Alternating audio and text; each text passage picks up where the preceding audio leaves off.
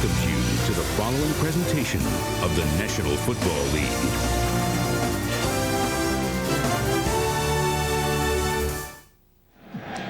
Kurt Menefee, Brian Baldinger back at what has to be called an impressive Pontiac Silverdome. A sellout here despite the fact this team's only 1-13. Well, the fans show up, and I think the Lions appreciate it too. That they come in here and they're on their feet looking for another win, staying behind the football team here. Second to last game ever to be played here in the Silverdome as they get ready to move downtown next year. This is the last meeting between these two teams here at the Silverdome. The last time they got together at Soldier Field, Week 12, and the Lions held the lead until the fourth quarter, and that's when the Bears got Charlie Batch out of the game with that season-ending shoulder injury. That's when Jason Hansen missed 3 field goals in that game. Very uncharacteristic as he gets ready to tee it off here today. The Bears have won the toss. Leon Johnson and Autry Denson, the two guys back for Chicago. In his end zone, that's Denson. Autry Denson, a little running room, out to about the 27-yard line or so, and that's where the Bears will begin. Jim Miller, who grew up within eyesight of the Silverdome right here in Waterford, Kettering, Michigan, will get the start at quarterback. Up front, we mentioned that offensive line, their 15th straight game as a starting unit. Brockemeyer, Tucker, Kreutz, Valerio, and Big Cat Williams. The wide receivers, because of an injury to Des White this week, he's out. They go with a 3-receiver set. Bates, Booker, and Terrell getting the start. First down from the 26 officially.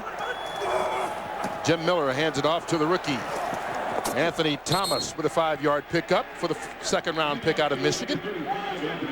That Lions defensive front, solid unit up front with a mix of veterans and young guys on the ends. Scroggins and Porcher. Luther Ellis and the rookie Sean Rogers in the middle. Clint Freewald gets a start at one linebacker. He replaces Barrett Green, who's out with a bad back out of herniated disc. Light and Bryant Westbrook, the corners. Campbell and Schultz, the two safeties. 2nd and 5 from the 31. Miller, his first pass. Going up top right away, Dwayne Bates makes the catch. Into Lion territory down to the 41-yard line. That's good enough for a 28-yard play.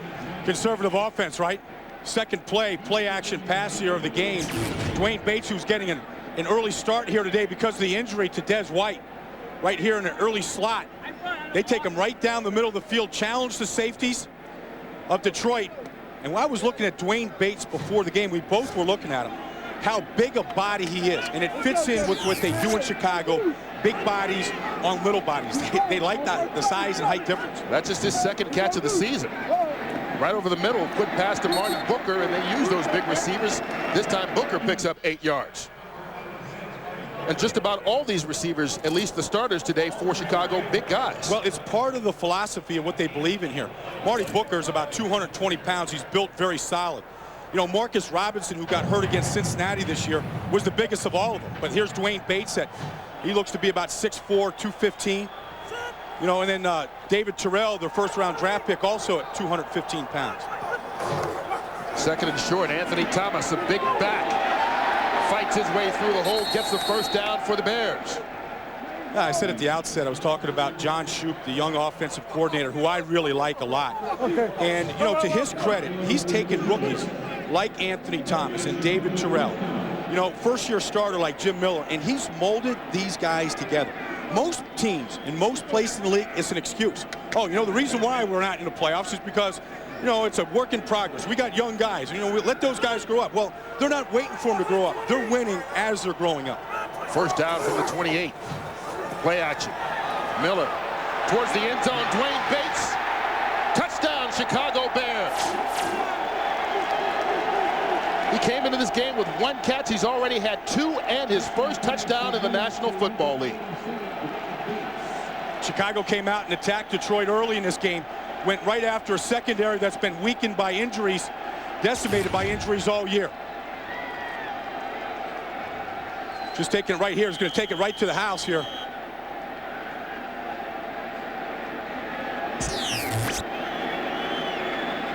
Paul Ettinger on for the extra point.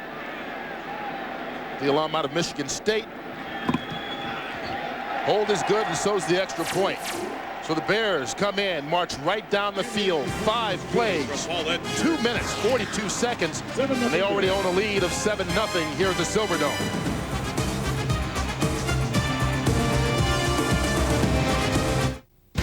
Fox NFL Sunday is brought to you by Southwest Airlines, proud sponsor of the NFL and official airline of Super Bowl 36. We talked about making the most of what you've got. Dez White injured this week, so Dwayne Bates gets to start. 1 catch all season. They throw 2 passes to him, including the 28-yard touchdown. Yeah, you get him involved right away. And that's the way it's been. You know, when Marcus Robertson went down, Marty Booker stepped right up. He's on pace to catch almost 100 passes this year. And so that's how they practice there in Chicago. You know, that's great job by Dwayne Bates to keep his head in the program all year long, waiting for his opportunity in Week 15. That's going to be to Desmond Howard on the kickoff. Howard lowers his head and gets lowered by the boom of Greg Jones.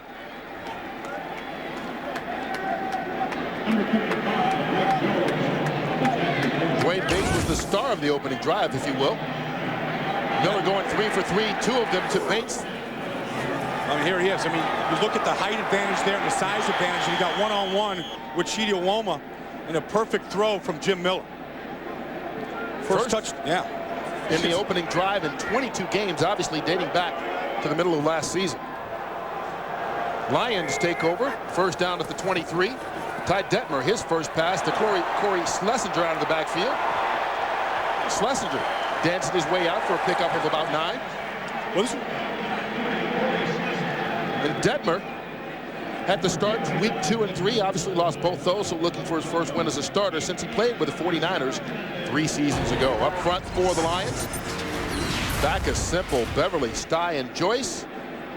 In the backfield, we mentioned that Lamont Warren gets a start this week. James Stewart re-injured that ankle that kept him out 4 weeks earlier this year. Warren with his first carry on 2nd and 1 gets the first down out to about the 36-yard line. Flag on the play as well. The flag came flying like it was a paper airplane out of the stands from the back judge. Our referee today, Tony Corrente. That's going to come back, holding against the Lions. That's the most penalized team in the league, getting another flag in that category. Holding, offense, number 86, 10-yard penalty, repeat, 2nd down. There it is. I mean, that's just one of those symptoms of being a bad football team. You get a lot of penalties. You get penalties and injuries when you're a bad team. I don't know which happens first. I was going to say, is it chicken and egg thing here? Yeah, usually, you know, you're a bad team as a result of the injuries and the penalties. So it backs him up to the 22-yard line. It'll be 2nd and 11. Detmer, quick pass out to Johnny Morton, slips 1 tackle. And he makes up the loss, finding his way out to the 38-yard line, a pickup of 16 and a first down. Checking out the Bears defense. We talked about that front 4, Daniels and Robinson on the end, the 2 big men in the middle, Traylor and Ted Washington. Good young linebacking crew. Of course, everybody knows Brian Urlacher is the middle linebacker, but Holman and Colvin, 2 good guys on the outside as well. McQuarters and Harris, the safeties, along with Paris and Brown as the 2 safeties. First down from the 38. Lamont Warren bouncing it outside. Warren with a pickup of 5. Just take a look at Ty Detmer. You know, he was brought in here on a trade after the season started. And it was really an ugly situation for Charlie Batch. I mean, the team really wasn't in love with him. They wanted Ty Detmer to come in and run this offense. He'd been with Marty Morningway in Green Bay and San Francisco. And he knew that there was a comfort level with what Ty could do in this offense. And he came in off an Achilles injury of a year ago. He wasn't really healthy. He didn't really have a training camp in Cleveland. And he came in and he got thrown in there and he tried to do too much too soon. But he's a very calm guy that understands this offense well. On the reverse, there's Desmond Howard. Got a block. Couldn't get it outside. R.W. McQuarters tripped him up. But Howard fell across the first down marker. And what Detroit is doing is the same thing they did in the first game. They want to wear out the 2 twin Buddhas in the middle. both Keith Traylor and Ted Washington, who Pam Oliver had a nice session with in a pregame show. But those guys right now are having to run side to side on that reverse, on the quick out, you know, in the first play of the game to Corey Schlesinger. Watch these guys. They're forced to run now. That's sort of out of their element. Ted Washington running a long ways here in pursuit, and they want to get them out of the game. And when they get out of the game, then they'll attack the middle of the line. Ted Washington said, don't just call them run stoppers, though, so he's got to show some athletic ability. Game breakers is what they call themselves. Now Lamont Warren, luckily his neck wasn't broken after the hit by Alfonso Boone. See Alfonso Boone in there right now in replacement of Keith Traylor. So they've already begun to replace those guys. But here's Ted Washington here now. So you don't really block Ted. I mean, he just jumped over the offensive guard, and you know, he's there at the end of the play. He does. Those guys do have the agility, much more than people think just looking at their bodies. 3 yards on the play, and the Lions kind of have something going here as they get the ball into Chicago territory on this opening drive. See, no running back here in the backfield, spreading him out. Go with 4 wide receivers, Desmond Howard, one of them in motion. Detmer. Going to throw that low incomplete. R.W. McCord is the nearest guy there. I guess Johnny Morton was probably the guy he intended that for, but Morton covered well, as was everyone else. Well, they want to move Ty Detmer. That's part of the offense. They did that with Mike McMahon and Charlie Batch, just moving the pocket, making the Bears so that difficult for them to know where, you know, the quarterback is going to be. Making those guys run and making them chase. The area of the field that's open in this defense is the middle of the field because they play the safety so deep. And they're deep here on this play. I mean, in fact, you can barely see them in the screen. This area of the field is what's going to be open on this 3rd down. Well, the Lions have to get it to their 41 to keep the drive going. Detmer under pressure. Gets rid of it and throws it out of bounds so the drive will end. Feeling the heat from Roosevelt Colvin. And that made it to the 2nd row. If you're going to throw it out of bounds, you may as well throw it that far, right? Yeah, no Christmas gifts, though. Those balls come right back onto play. But Roosevelt Colvin leads his team in sacks. He got quick pressure, got a quick jump that time. Beat almost a snap count. Forced Detmer just to throw that ball away. So it brings on John Jett to punt. Leon Johnson, the deep man for the Bears.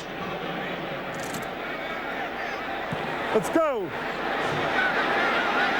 Lets it go over his head. It bounces into the end zone for a touchback. 48 yards on the punt by Jett. Bears will take over for the 2nd time today, already leading it by a touchdown. Lions punter John Jett, just a 2nd week back from that calf injury, but you know, he kicked that punt 48 yards. I'm sure the Lions would have been happier with a 40-yarder. Instead, it's a touchback, and the Bears will begin from the 20-yard line. Yeah, it's a last start. Dropping that ball inside the 20. He's only done it 10 times this year. Play action. Miller feeling the heat, gets rid of it, incomplete. Take a look at their touchdown in the series before for Chicago. Watch what they get here in coverage. You see the safety walk up here. When he walks up, Dwayne Bates knows he's got one-on-one on the outside here with Chidi Awoma. It's a very difficult pass to cover. It's a skinny post. All they got to do is throw it inside. I mean, just throw that ball to a spot and let the receiver go get it. And Dwayne Bates had to go low to get it, which is a good safe spot away from the safety. Good design on offense there by the Bears. After the incompletion, 2nd and 10. Anthony Thomas. Could be a short pickup, maybe a yard. Sean Rogers. That's number 2 pick against number 2 pick. Both those guys having an excellent rookie season. Well, you know, Sean Rogers is a big guy that has, you know, he's got a size 17 triple E foot, but he plays with like small feet. He's very light on his feet. Very, you know, real likable guy. How can you play with small feet if you got 17 triple E? I'm just saying, he's light on his feet, Kurt. I mean, he dances, he's very athletic, light and on his toes, and a very difficult guy to block. And if you're in this division, you know who the defensive tackles are. Sapp and Rogers and Luther Ellis. You know, and Chris Hovan in Minnesota. It's tough in the pits in this division. Bears need the 30 for the 1st. Miller going for that. Wow. And caught. Marty Booker goes up and brings it down. And Marty wanted that football. I talked to him before the game. He wants 100 catches this year. He started the day with 85. And watch him go up to get this ball. This is part of being big and physical now. He gets inside Michael Westbrook. Now here he is. 2 hands on the ball. while he was being dragged down by Westbrook. I mean, that's strength there, because he's lifting up Westbrook to go get that football, and he probably has the biggest hands. In fact, look at his gloves. His gloves, they don't even wrap at the top because his hands are so big. 12 yards on the play. Bears at the 34. Goddard going up top for Marty Booker again. He makes the catch. Finally brought down by Lamar Campbell, but only after he's deep into Lions territory at the 22. Good for a gain of 44. Well, they know that Bryant Westbrook out there isn't healthy. He's still coming back from an Achilles injury, and they were going to go after him today. They set him up with a little stop before, and now they're just going to run Marty Booker right by him. No moves, no hesitation. That's a well-thrown pass by Jim Miller, because he threw it over his outside shoulder away from the defender. Great concentration by Booker. When you get involved in the offense the way these Bears receivers are, whether it's a 5-yard hitch route or it's 30 yards down the field, you got your first one of the day. You got the first one in your pocket, and you feel part of the offense. Bears call a timeout. 5:48 left to play. They're marching again at the 22, holding a 7-0 lead. Well, Miller time just fine here at the Silverdome. Jim Miller, who played high school ball, actually here in the Silverdome, growing up going to Kettering Waterford High School just outside of Pontiac. 5 of his first 6, 120 yards passing, and there's still more than 5.5 to go in the opening period. Said he likes this dome here. He used to play a big championship game every year in high school in here. First down at the 22. Miller on the play action. That's the Damon Shelton who can't haul it in. Let's check in with JB for an update. Hey, Kurt, although Atlanta has all but mathematically eliminated, they're still playing hard. Take a look at Jay Fiedler's pass, tipped by Keith Brooking, picked off by Ray Buchanan. Buchanan returns it to the Miami 29. On the subsequent series, Maurice Smith takes it in from 2 yards, and it's the Falcons on top by 7. Back to Kurt and Brian. While Atlanta's still fighting to stay in the playoff hunt, Miami just trying to straighten things out. They started off well, but really have crashed the last month or so. Yeah, it's their December swoon in Miami. Anthony Thomas can't quite get through the hole. Picks up about 3 yards on the play. Robert Porcher brings him down. You know, one of the young guys that has fit in well here is Anthony Thomas. And he didn't play in the first Lion game a month ago. He had a hamstring problem. Missed a couple of games there in the middle of the season. But he's going to get 1,000 yards this year. And he's been a big lift. I mean, you know, a second-round pick out of Michigan, played just down the road in Ann Arbor. And what a find he's been, because he's a guy that can deliver the home run punt. I mean, he's a guy that can take it to the house on any single carry, and he's proved that this year. A couple of huge games this year, just most recently against Tampa a couple weeks ago. He sees 49 yards away from 1,000 despite missing 2 games with an injury. A bunch formation here. Bears got to get it to the 12. Miller going towards the end zone. Open touchdown, David Terrell. There's another Michigan guy scoring. Terrell, their first-round pick out of Michigan, gets the 20-yard touchdown score. His third as a rookie. Yeah, here's Terrell on the outside now. They're going to run across the middle and down, and then Terrell's going to take it deep. Marty Booker coming behind him. Little stutter. Now the post. They were working this in the pregame. He dropped this pass a month ago at Soldier Field. Climbed the goalpost out of frustration. This one he made sure. Got the feet down. Rookie's contributing early to this team. Paul Ettinger gets the extra point. So David Terrell's big catch. And already the Bears are on a roll, leading at 14-0. 5 minutes left to go almost in the first quarter.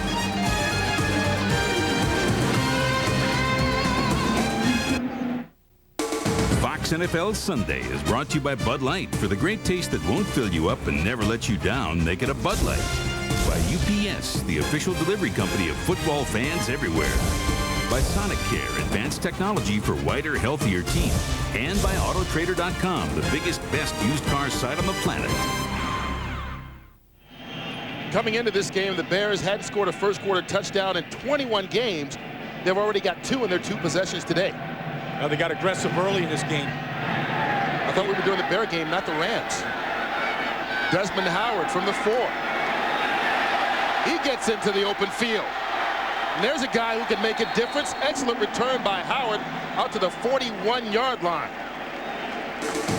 Lions will try and get something going from there, down 2 scores.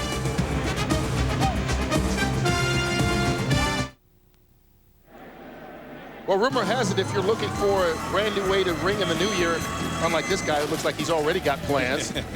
Check out the Best Damn Sports Show, period. It's the only show that gives you sports comedy, commentary, scores, and highlights. Stay home on New Year's Eve and avoid the crowds by checking out the Best Damn Sports Show, period. Now available weeknights only on Fox Sports Net. And I have to apologize to my family for saying damn on national television. I think that show could wake up that guy we were just looking at in the stands. Johnny Morton. He gets a wake-up call. 3-yard reception, his second of the day. Picks up 4 yards. Well, you know, the Lions had really struggled for the first time all year last week in Pittsburgh, where it just really collapsed. And what happened is, you know, for so long, their only carrot in what was dangling in front of the Detroit Lions was getting a win. I mean, they put everything into it, and they got the win in Minnesota. And now, you know, the concern is, do they let down after they got that win? And they did in the second half against Pittsburgh, and they've gotten off to a slow start here. We're coming out down 14-0 after 2 possessions doesn't help. Lamont Warren. Warren dragged down by Brian Robinson. Pick up of maybe a yard on the play. Well, really, this offense without James Stewart is just not a very good run offense, and they really missed James Stewart. He got hobbled by an ankle injury almost all season, and now on the shelf probably for the rest of the season.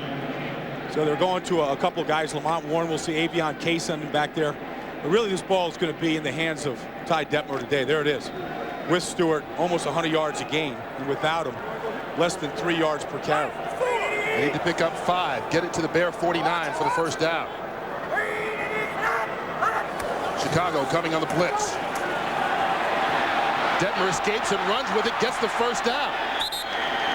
But Ty Detmer not necessarily known for his running ability, but looking like the injured Mike McMahon there. Well, he understands the offense, and he saw what they did. They took both linebackers, and they blitzed them from the outside. Watch the Urlacher's coming from the outside, and you have Holdman also coming from the outside. It's going to leave a void in the middle. So Ty Detmer, who takes a nice snapshot before each game, a nice colored Polaroid of what the defense is doing, that's his experience, knew that there'd be a hole in the middle. Picks up 9 yards, gets it to the 45.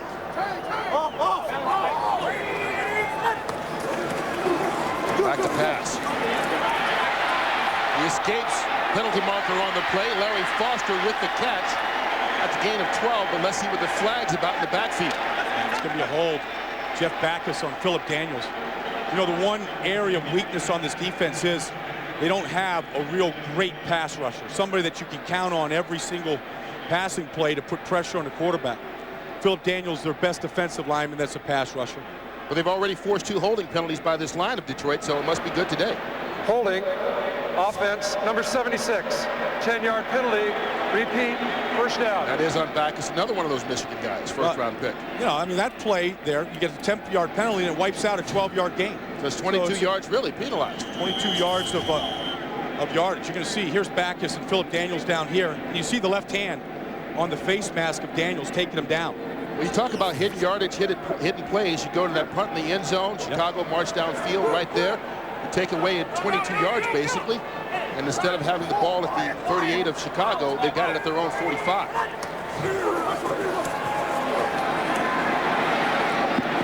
Larry Foster again, brought down by Brian Urlacher. You know, Ty Detmer doesn't have a strong arm, but he's an accurate guy, and he can read a defense, and that's why he's here. As well as to be a mentor for Mike McMahon. I mean, that's one of the reasons why they wanted to get him here and why they give up draft picks to get him. And there's Mike McMahon, who I thought in his 3 starts really looked good. I mean, below a 50% completion passer, but big plays, very good athletically, and also good instincts with the football in the pocket and when to get out. In street clothes today is Detmer, has it 2nd and 10 from the 45. Bears showing blitz and come again. Detmer quickly gets rid of it to Corey Schlesinger. Roosevelt Colvin stiffed that out for a pickup of 4. Getting back to McMahon, the question has been, though, has he shown enough to be the quarterback of the future for this Lions team? Well, I think he has. I think they've already made that decision, that they want him here in the offseason. They want all the mini camps. They're going to spend their offseason developing this guy. But I don't think you could go out there in college now and find a better athlete. You know, and Marty Morningweg was around Steve Young, who was maybe the best athlete to play quarterback ever, be a Hall of Fame quarterback. And I think they see that athletic ability, the ability to rescue bad plays. Lions have to get it to the 35 for the first. Penalty marker in the backfield again. David Sloan with the catch. Good enough for a pickup of 15, but let's see what the flag's about. That's coming back as well. I think this one's going to be on Jeff Backus also. So you can see who the enemy is here. I mean, the Lions are their own enemy. We're seeing that in the first drive. We're seeing this here in the second drive as well. Illegal use of the hands. Hands to the face mask of his opponent. Offense, number 76. 10-yard penalty. Repeat, third down. Second good penalty in this drive on Backus. Yeah, Backus here at the top. I mean, he started, it's his 15th straight start for a rookie, and he's played well. Working on Philip Daniels. You see his hands. There it is. The left hand is pushing the face mask of Daniels. Daniels is getting the corner on him right now. And that's the one area of Backus that he has to improve this offseason, is strength. When he gets his hands on guys, to be able to lock them out and freeze them, stone them right there at the line of scrimmage. His upper body, at only 22 years old, still has to develop. More hit yardage. Takes away a 16-yard play. Now 3rd and 15. And there's Detmer rolling out. Gets it downfield. Incomplete. Pass intended for Bernie Manuel, but he couldn't catch it and tiptoe the line. I think Burt was more concerned with getting his feet down with actually catching the football. You see him here. I think he's so concerned with, almost he took his eyes off to see if his feet were down. You know, Burt has missed a lot of time with injuries over the last couple of years. Thought he had it. So John Jett back to punt. Leon Johnson calls for the fair catch at the 10-yard line and makes it there. So it gives the Bears offense another chance. The last time they touched the ball, David Terrell scored from 20 yards away, which is an improvement over the last time these two teams got together. Terrell taking on the Detroit Lions week 12 in Chicago. Had a couple of chances. This would have been a touchdown had he pulled it in. He dropped it.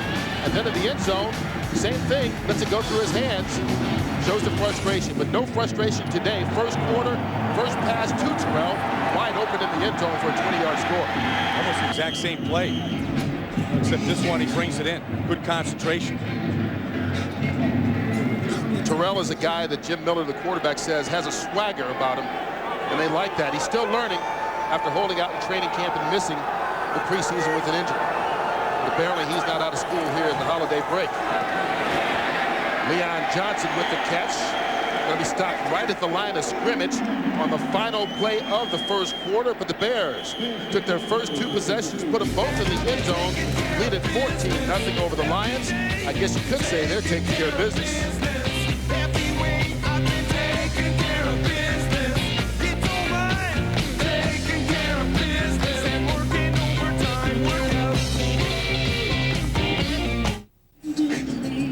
This is a huge game for the Chicago Bears because they lost both contests to the Packers. If they win today and the Packers lose, they could clinch the division. For the first time since 1990, you see the score there at Green Bay and Minnesota. No score in the second quarter. Yeah, greatest turnaround in team history. 5-11 last year. In fact, they've won as many games this year as they've won the last 2 years combined. And again, a blueprint for every other team that's suffering, like the Detroit Lions in this league, that you can turn it around in 1 year. The pitch to Anthony Thomas. Robert Porcher with a big play in the backfield. Drops him for a loss of 6. And there's a veteran who's having a fine season for the Lions. Well, he is. And you know what? He reads this down block here really well. They're going to come down and they're going to crack him. And he penetrates it. Marty Booker missed it. A penetration will kill that play.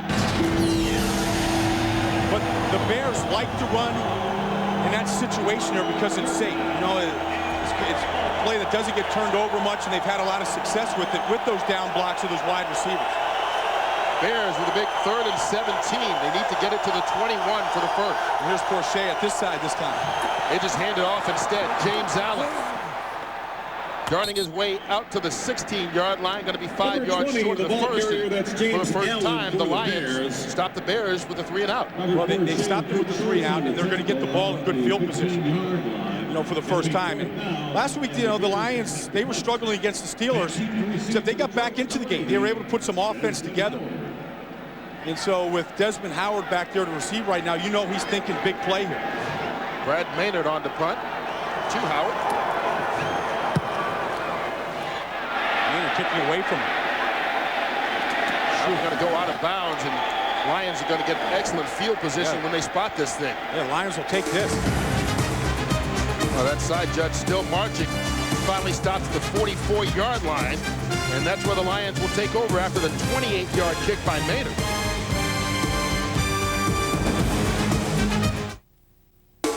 Fox NFL Sunday is brought to you by Saturn, now with 2 distinctively different car lines, the L Series and S Series. By 1-800-CALL-ATT for collect calls. By Blockbuster, bringing entertainment home. And by Miller High Life. Big Cat Williams on that Gatorade cooler. Yeah. No, there's a time limit on that thing because the cooler doesn't stand a chance. Big Cat gets out and everybody gets swallowed up. He's like he obliterates the sun when he stands up. His own eclipse. Lions begin at the 44 of Chicago. Mont Warren on the handoff, stopped in the backfield by Roosevelt Colvin. Let's send it back to Los Angeles and JB for another game break. Hey, Kurt, you know Tampa Bay is cheering on Atlanta for a loss in this one. That's because they would be in. So what does Chandler do? He throws a pick to Brock Marion. He walks it in from 26 yards, and it's all tied at 7 in the second. Back to Kurt and Brian. That's our old beach babe, JB. Now, some bad quarterback play on both sides. Interception with Chandler and McFeedy. Warren lost 4 yards on that last play. 2nd and 14. Off the play action. Detmer going to be brought down for the sack. First one of the day. Brian Robinson will be the guy to do it. Well, there's those game breakers in the middle there. Ted Washington and Keith Traylor both getting pressure up the middle. This is a bootleg action. You know, they're going to go take a little break now. They did their job, force the 3rd and long. Yeah. Get a little Gatorade, come back and get ready for it the next time. I hope it's not the Gatorade bucket Big Cat was sitting on. Well, I mean, here they are in the middle. I mean, Ted Washington gets around Brendan Stein. That's who Ty Detmer sees coming in. And there's no seeing around Ted Washington. Kind of hard to see around either of those guys. Talk about your eclipse. 3rd and 20. Penalty marker on the play. They're going to whistle it dead before the snap. Well, the Bears went last week over 58 minutes without a penalty. Colvin trying to get a jump at the top this time. Well, this has to be against the Lions, you would figure, because they stopped the play and the quarterback wasn't in danger, which would be the only time they'd stop it on a defensive penalty.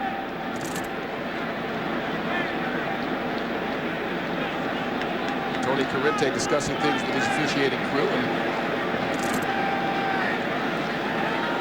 Well, this could be another instance, too. We talk about the hidden yardage. The Lions starting off with the ball in Chicago territory here. Loss on a play, and now we'll see what this penalty is.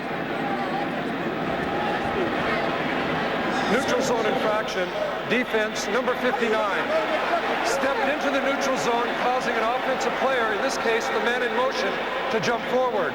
5-yard penalty remains. 3rd down. So that discussion most likely about whether the offensive guy went forward first or Colvin jumped.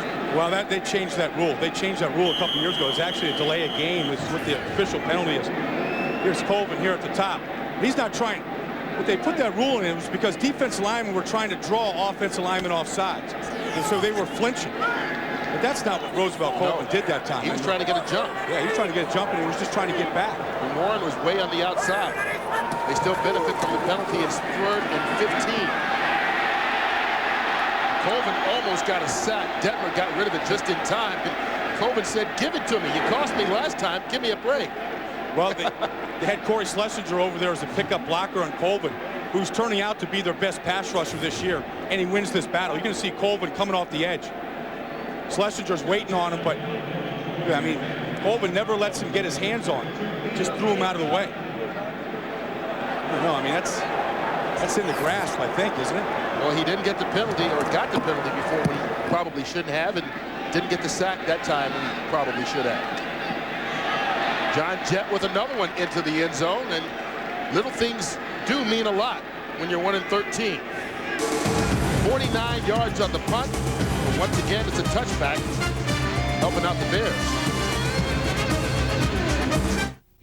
If you've ever seen offensive coordinator John Shoup with the Bears, that's a familiar picture. He's got a pen with him everywhere he goes. Well, he always has a colored pen. And, you know, now I like he's like that classic nerd, you know, that sat in your classroom that always had his hand up. He had 4 colored pens.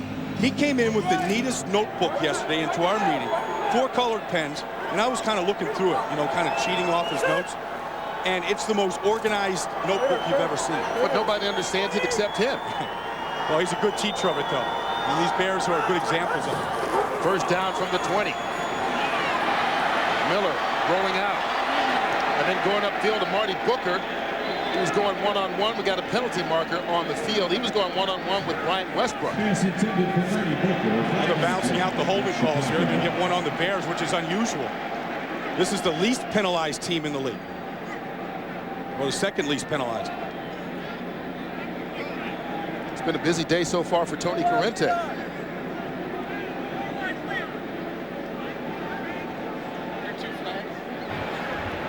Holding, offense, number 78. 10-yard penalty, repeat, first down. Left tackle Blake Brockermeyer. Yeah, Brockermeyer, who's been a fixture at left tackle all season here, working on James Hall. Hall said, you know, he's a big guy, I can't let him get his hands on me. Well, Hall got his hands on him, and he just got bear hugged that time. He's just giving out some end-of-the-year love to him. That wasn't no love. He ain't playing that game. Backs him up 10 yards, first and 20. Quick pass, incomplete.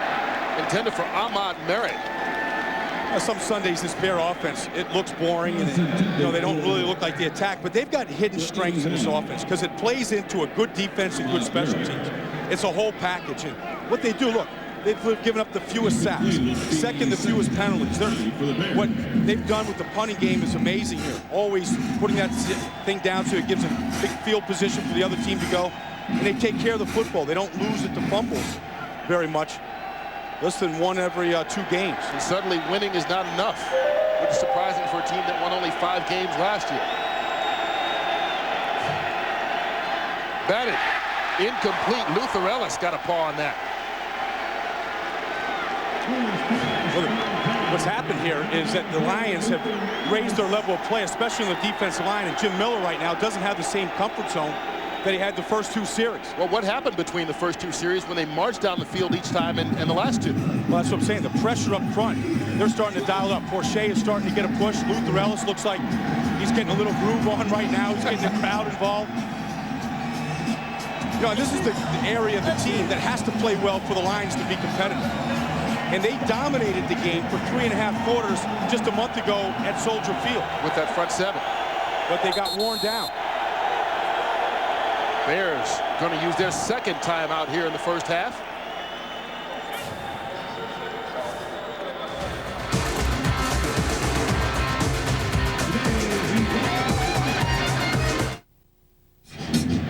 Detroit Rock City, I think, not Menifee and Baldinger.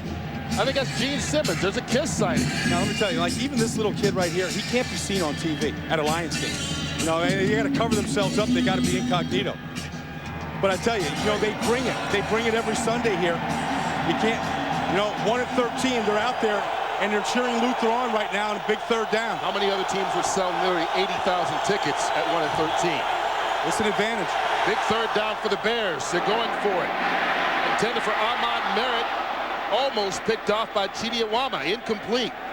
And so it's another 3-and-out situation for Chicago. This Lion defense, after giving up 2 big touchdowns in the first 2 possessions, standing tall. I can't remember a Bear game this year where they've thrown the ball deep this many times this early in a football game. Give the Lions credit here. They stiffened up the last couple of series. Brad Maynard, who had a 28-yard kick in his first punt from his end zone. This one right down the middle of the field, and it's going to bounce and go out of bounds. Well, he seems to be kicking away from Desmond Howard. A 28-yarder went out of bounds, and this time only 36. Well, next week, it's another full day of NFL action, beginning with the undisputed champion of three-game shows, Fox NFL Sunday. Then Brett Favre and the Green Bay Packers look to improve their playoff position when they take on Michael Strahan and the New York Football Giants, or Chris Chandler and the Falcons, trying to keep their split playoff hopes alive when they take on Marshall Faulk and the high-powered Rams. Coverage begins at noon Eastern, 9 Pacific, only on Fox. Lions with good field position once again, beginning at the Chicago 46. Corey Schlesinger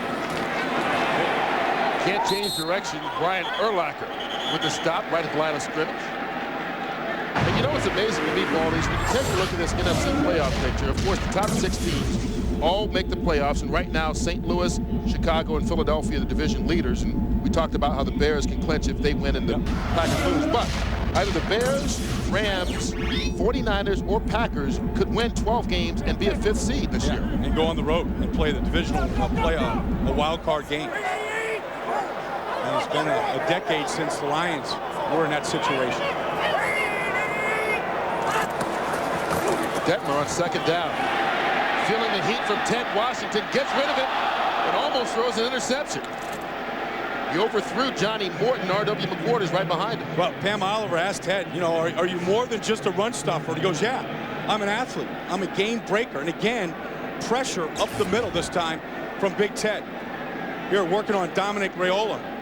Just swum him. I mean, there's the athletic ability of getting around him. Now, the change of direction isn't all quite there. That's a different gear. No, that's Newton's physics and stuff. You know, you get that much weight going that fast one direction, it's hard to get it going in another direction. Lions have to get it to the 36 for the first. Detmer. Under pressure, gets rid of it again, incomplete. And this time, Alfonso Boone was hanging on it. Well, there's nowhere for Ty Detmer to throw that football. I mean, the Bears right now are whacking these receivers and not letting them get started. Well, what's impressive, it's their linemen. Yeah, watch Urlacher here in the middle of the field and Mike Green over here. Take out Larry Foster. Watch Foster come up here. Boom, there's contact. He's whacked there. And Boone gets the pressure. John Jett with the punt. Leon Johnson making a fair catch right about the 16-yard line. So another 3 and out for Detroit. 29-yard punt for Jett finds them in a 14-0 hole. The Bears started off strong in those first 2 drives, 154 yards and 2 scores, but the last 2 has been a completely different story. Looking at Jim Miller in the huddle, he's one of the offensive linemen. If you ever want to look for a formula success for a quarterback, see who he hangs out with. Miller goes out to dinner every Thursday night with that line. Starts at the 17. That's Anthony Thomas.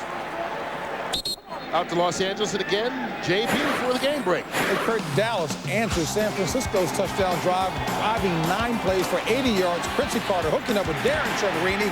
It is now 10-7 Dallas. And Kurt, I didn't know that Terry Bradshaw and Brian Baldniger did a commercial together years ago. Back to Kurt.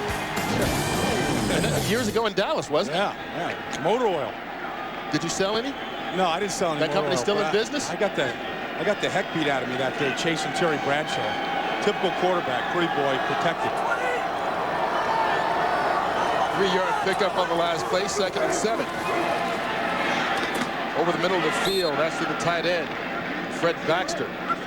Going to pick up about 5 yards. Yeah, that's something that Jim Miller hasn't had happen to him. I mean, he hasn't really been laid out much this year. Been sacked. He's only been sacked 9 times all year. You know, and I think that's part of the bond he has with his offensive line. You know, and everywhere they go, he kind of follows. They go out to dinner together, what, every week, every Thursday night? Yeah, you know, he sits there with the meetings with them. They always meet for a couple hours on their own on Wednesdays and Thursdays, and they just review protections and possibilities and what could happen in situations. And they feel, you know, good communication up front with that group. 3rd and 2. Off the play action. Miller to the air. Baxter can't bring this one in, but he gets the penalty marker. Chidi Awama diving for the ball with Baxter. That was a one receiver route. He's the only guy that he could go to on it. Total play action sellout. Pass interference. Defense, number 40. Automatic first down. That's going to be on at Wama. Wama getting a lot of playing time with the injuries to Terry Fair. Coming over the top. Boy, that Tracy Scroggins kind of laying off Jim Miller there, but again, another shot to him. The Lions kind of used to pass interference penalty. They lead the league with the most this season. More than one a game. This is a run and a pass formation for the Bears. This time they run a counter the other direction away from him. Anthony Thomas picks up 6 yards on it. And I'm looking down in the pits there to the right guard, Chris Valario. He's been starting for 5 years next to Big Cat Williams. So there is number 58. Got the build of an offensive lineman. You know, and these guys, he said that they know each other so well that they don't have to talk up front. They can just look at each other and they know which guy to block, where to go. You just see them walking out of the huddle.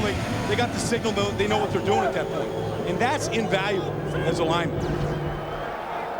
All kinds of shifting going on for the Bears now on 2nd and 4. They'll take a bunch to the other side this time. And Anthony Thomas follows it. Gets the first down.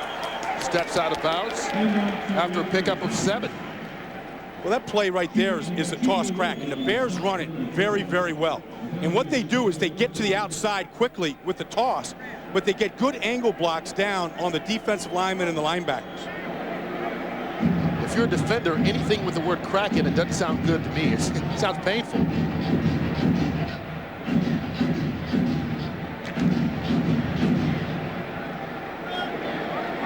First down at the 48.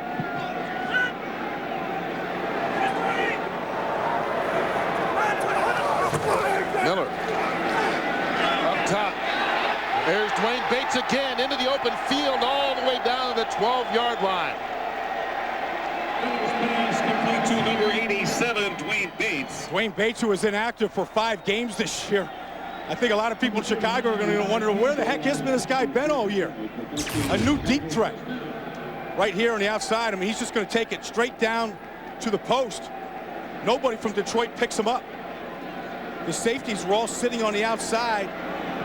They would seem surprised by the whole thing. And Miller, perfect touch down the middle of the field. Nobody should be that wide open in the middle of the field in this league. Well, that's 40 yards on the pass play. First down at the 12. Anthony Thomas going to be hit after a 2-yard pickup by Chris Claiborne. We've talked about Bates getting to start today because of the injury to Des White.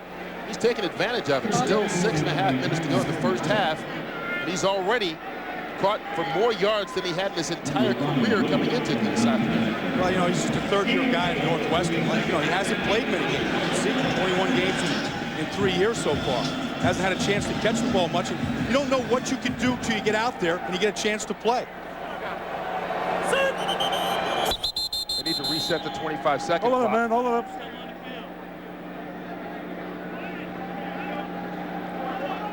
For a short delay, they'll reset the clock. At least that was the signal from Tony Corrente. Well, I think it was clear that the Bears thought that with the weakened secondary of Detroit that they had to attack. They had to get aggressive. And they've been as aggressive in this game as they were probably since that first Tampa game when Marty Booker caught the 3 touchdown passes.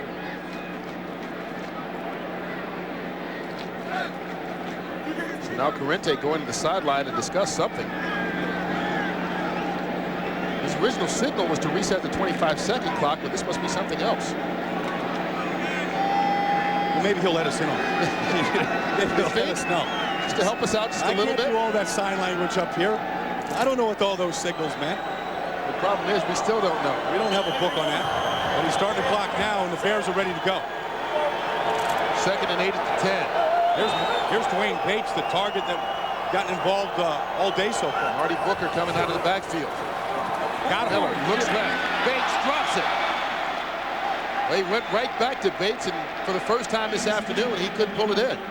And that was a heck of a route and a great throw. It's an arrow route where he takes the cornerback inside, gets him going in, and then he pops him back out in another injury to the secondary of Detroit.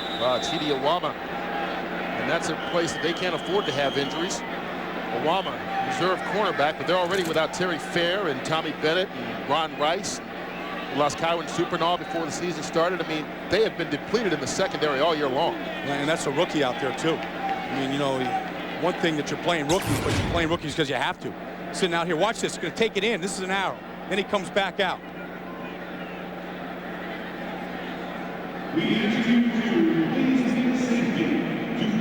Can't really see where he got hurt there. It's difficult, but you know, on AstroTurf, it can happen anywhere. You never know when a foot can stick. Or...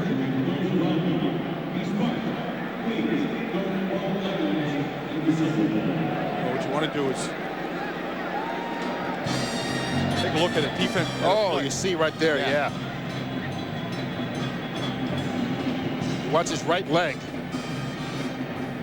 as he plants right there.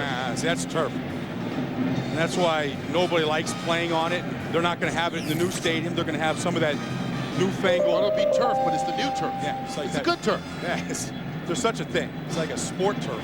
But we saw some of it yesterday. You know, it feels like real grass, and it kind of lays down like that. But it doesn't have this hard stuff that Cheaty just cut on there. Yeah, it gives a lot more. Kind of a mix of the better AstroTurf along with the soles of tennis shoes. They kind of grind it up and rub it in, and it's supposed to be a better surface. They have it out there in Seattle, where the Seahawks are playing at Husky Stadium this year, and they'll move it to their new stadium as well. Ray McElroy comes in to replace Cheaty Owama. Be a big third down. Now the Bears can get the first down if they get it to the 2 from the 10-yard line.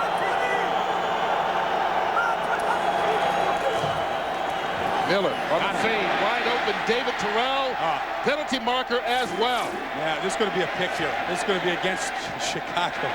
David Terrell wants his second touchdown catch of the day, but a pick is an illegal screen. Jim Miller slow to get up. Yeah, he's been hit a lot here today. Can we pause that? Pass interference, offense number 81. 10-yard penalty. Repeat, third down. And that's called on Ahmad Merritt. Ahmad Merritt, who got his first action in the NFL here today, is going to be on the outside, going to come in and pick here. And he bumps Lamar Campbell, and that's all it takes. See, you're supposed to run that play without it looking like you're picking. Right. You know, Ahmad Merritt, who's just making his first start here today because of the injury to Des Wright. And you see Miller here grabbing the back of his right knee. He was hurt on his knee last week against Washington. Both knees hyperextended late in that game. See Ahmad Merritt selling his plea to the judge. You got to be a better actor than that when you're on the field. On the sideline, it's too late. Yeah, right, it's too late at that point. So it's a 3rd and 18 from the 20. There's that punch formation to the right you talked about. Towards the end zone, too low, incomplete. Dwayne Bates, the intended receiver again. Saw how difficult it is to get to Jim Miller, though. He's just a difficult guy to get down with the ball. I mean, there's pressure here, and he's hanging on to this thing for a long time, waiting for these patterns to develop deep. That's a good wall in front of him, but he feels Porcher coming off his edge. Good quarterbacks don't move a long ways. They just manage the pocket. They just know where their escape is. Found a little escape to the left, just couldn't get enough air under the ball. So it brings on Paul Ettinger for 38-yard field goal attempt. It's away. No trouble with that one, right down the middle. So Ettinger's 38-yard kick puts the Bears on top, 17-0. The last time the Bears lined up for a field goal, it was last week against the Redskins. And they faked the field goal to Brian Urlacher, and they ended up getting the game-winning touchdown on it. Urlacher's in motion here. They ran this play twice in practice, and twice Urlacher dropped the ball. And he said he was the most surprised guy in the stadium when they called his number last week. And there he is. He gives it to Ettinger to spike, because Urlacher says he doesn't like to spike because he doesn't like guys to spike it on him. I think Ettinger was the most surprised guy in the stadium when he got that ball to spike. You see the look on his face? It was like, what are you doing? A gift he didn't want. Of course, kickers don't get a chance to spike. They just do things like Gramaticas and just jump around like they score the game-winning kick. And both Gramaticas out today, though. Yeah. Martine hurt himself on an extra point, although his was not celebrating like his brother Bill. Yeah, Urlacher there, you know, we were talking to him yesterday. His jersey, number 54, is the most popular defensive jersey sold in the league right now. And he gets mobbed everywhere he goes. And in fact, yesterday out there in the lobby of the hotel waiting, I mean, all the fans, all the Bear fans in Detroit yesterday were waiting to get his autograph. He said he went to see his brother play this year. His brother Casey plays at Lake Forest College. He said he couldn't sit there and watch him play. There's a 54 jersey right there. Yeah, and they show up. Is he awake? Is the guy awake? A couple more. And there's more. My gosh, it never ends. All Christmas gifts. Desmond Howard takes it right at the 3. Finally forced out of bounds. And the Lions, they've had some good starting field position, but haven't been able to take advantage of it. Yeah, look at this. I mean, here inside, Chicago territory, the last 2 series, and they've struck out both times, 3 and out. Been a little bit odd the way their offense is run today. I was expecting a lot more passes and short passes from Detmer. Those checkdowns to Corey Schlesinger and David Sloan, and we haven't seen that. And especially with the trouble we showed that they have running the ball without James Stewart, who's out today. First down at the 23. Urlacher on the outside. He's going to come to blitz. And he does. Detmer gets rid of it. Johnny Morton with the catch. Morton going to be out near the first down marker before Warren Holman makes the tackle. Detroit's going to go to a hurry-up offense here, just trying to generate some excitement and try to generate a little bit of tempo in the offense.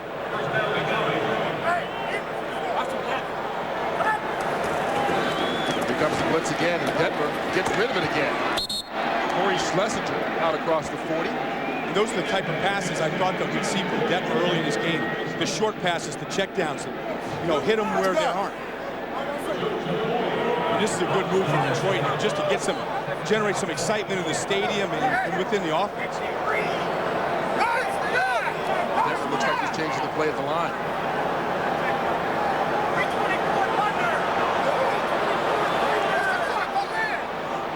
Plenty of time to play for. Johnny Morton, first down, Lions. RW McQuarters with the tackle, but he's into Bear territory, down to the 48-yard line, pickup of 10.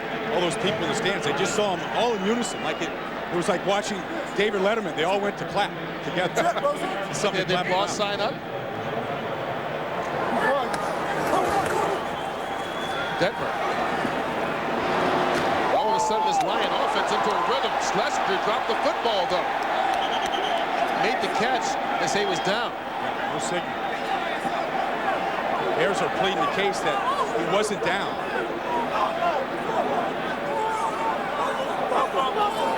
Well, now there's a discussion. Yeah, this could be a challenge here. You see here, Schlesinger going to take a shot from Holman and Harris. And that ball's out. That's a fumble. Yeah, this will be reviewed. This will be pretty easy to see. The runner running with the ball had fumbled the ball, recovered by Chicago. Yeah. First down. No need to review it. Yeah, no need to. They've already made the call. And that's what the Bears do on defense. Is they're not a great defense, but they're opportunistic. They know they have weaknesses, but they come to lay the wood and they hit every Sunday.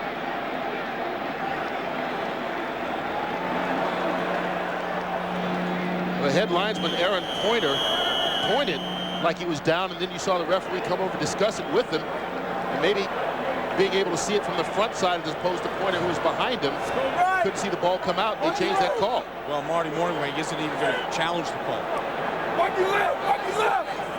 Bears take over first down at the 44. I'm sure Morningway's staff saw that replay, knew they'd lose it. Miller, all kinds of time, incomplete though. Thrown too low for David Terrell. Yeah, Jim Miller that time was looking deep again to Ahmad Merritt, filling in for the injury to Des White today, and he was well covered. We went to his check down. Look at the Bears, over 200 yards already today, 185 through the air.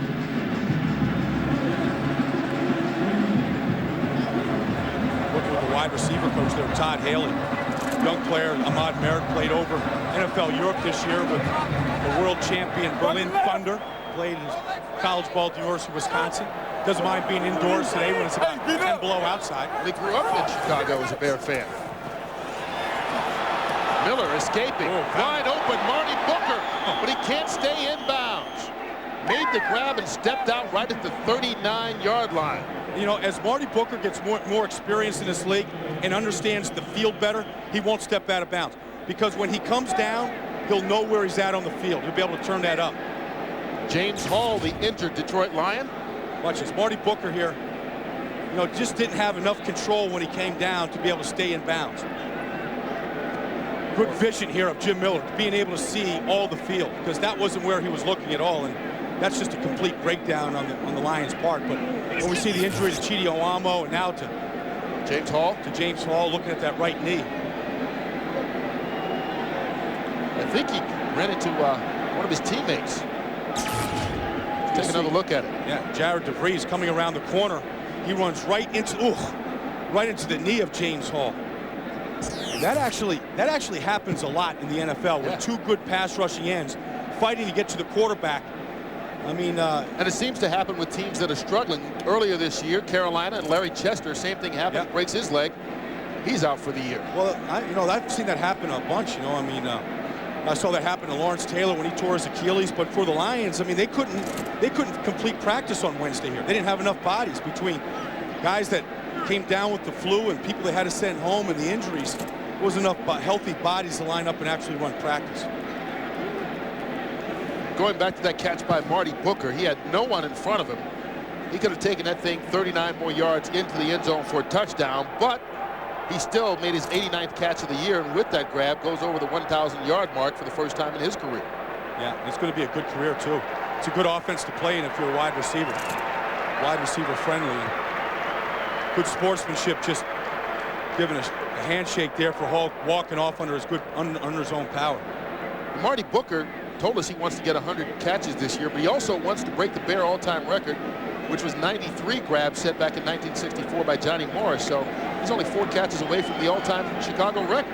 You know, and it's not a selfish thing either. I mean, that's just one of the things that when you're trying to nail down the division title, you know, that you look to do in addition to it while you're helping your team win. And this is a very unselfish team. People not worried about who's getting the credit on this team. Tracy Scroggins comes in to replace Hall. First down from the 39. Anthony Thomas can't escape. That was Tracy Scroggins on the tackle. Just trying to get that toss crack going again. Just getting Blake Brockemeyer outside into space. You're going to see it. What they do is you angle block down right here. You get the squares against the circles here. And then you get your tackle out here on this corner. And you get a mismatch out here on the edge. And this is what the Bears do on the last play. Probably run it as many times. And here you see Tucker coming out here. You see Brockemeyer here. You get the big lineman out front. And then you get a guy like Marty Booker, who's as good a blocker at wide receiver as there is out there on the edge. I told you, anytime there's any word crack used against the defense, it sounds painful. That diagram, it looks painful. Well, the Lions have done a good job of defending it so far today. Play action by Miller, brought down for the sack. Robert Porcher, his 11th sack of the season. Yeah, and that's only the 10th time that Jim Miller has been brought down this year. It was a bootleg fake, and he was matched up against, watch, you can see the tight end is up here at the top, Fred Baxter, and that's a mismatch. I'd like to see that from an end like Robert Porcher, who's got more sacks than any player in this league over the last 5 years. I mean, as soon as Miller got his head around, he never felt him coming. You know, part of not feeling him coming, though, is the fact that he feels like he's so well protected every time he drops sack. Not used to having guys coming. Not used to it. 9 yards on the sack for the loss. Flags down before the play happens. Offense, 5-yard penalty, remains 3rd down. Well, after the 9-yard sack, there's another 5. They'll go backwards. Yeah, and this has been sloppy for Chicago today. Big Cat's not happy about it. This isn't the way the Bears have gotten 11 wins this year. Well, after the first 2 drives where they were efficient with 2 touchdowns in 6 minutes, it's been rather loose here. Yeah, you know, and Dick Duran, you know, just this week got the nod from Jerry Angelo and from the front office of Chicago that he's going to be locked up to an extension. It was a relief to him. He said more to his staff than it was to him. 2-minute warning here in Pontiac. Bears still on top, 17-0.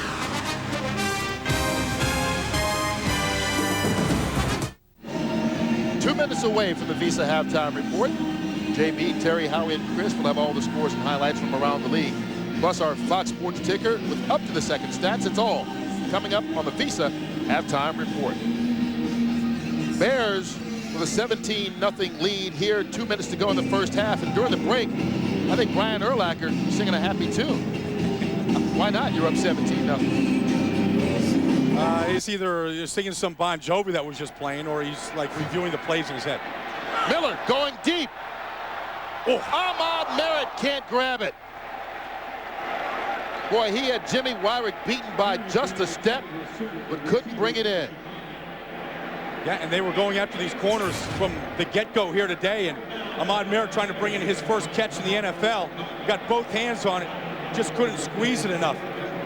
But they like the speed of Ahmad Merritt, and here he is getting behind Wyrick. A nice throw by Jim Miller. Brad Maynard back on the punt. 2 punts today, one 28, the other 36. This one's going to be better. Back inside the 10-yard line. What Chicago does. That's the perfect thing the Bears do. Field position. Finally down by Jerry Azuma, right at the 2-yard line, but the play by Todd McMillan is what did it. Todd McMillan, another NFL York player that was brought up off the practice squad a couple of weeks ago, makes a great effort here. Knows where he is on the field. Look, he took a look at the goal line where it was. Did this foot touch? Oh, yeah. He got his foot on the goal line, so this ball will come out to the 20. Came down the field, touched his foot in the end zone, leaped, then batted the ball back. By rule, this is a touchback. Good call. Detroit will retain possession of the ball at the 20-yard line. First down. You're going to see his right foot touches the white stripe, and so he's in the end zone. Nice effort batting the ball back, trying to get his foot down, but close. But the Bears have been good at that. I mean, they've dropped a number of those punts inside the 20-yard line. Make the other team go a long field. We talked about Sean Rogers' big feet. McMillan needed smaller. Lions begin at the 20. Flare pass out to Lamont Warren. Going to get nothing. Lions with all 3 of their timeouts. 1:36 to go on the clock. Yeah, I mean, the one dangerous guy they have out there to me right now is Johnny Morton, who's just, to me, the ultimate pro. Just watching him in practice. I mean, you know, it's all about the game and taking care of his business, and he really hasn't been involved here today. Of course, the protection up front hasn't really allowed Ty Detmer much time to get the ball down the field. Detmer gets rid of it. That's Bertie Manuel, and Manuel forced out of bounds, going to take an official with it.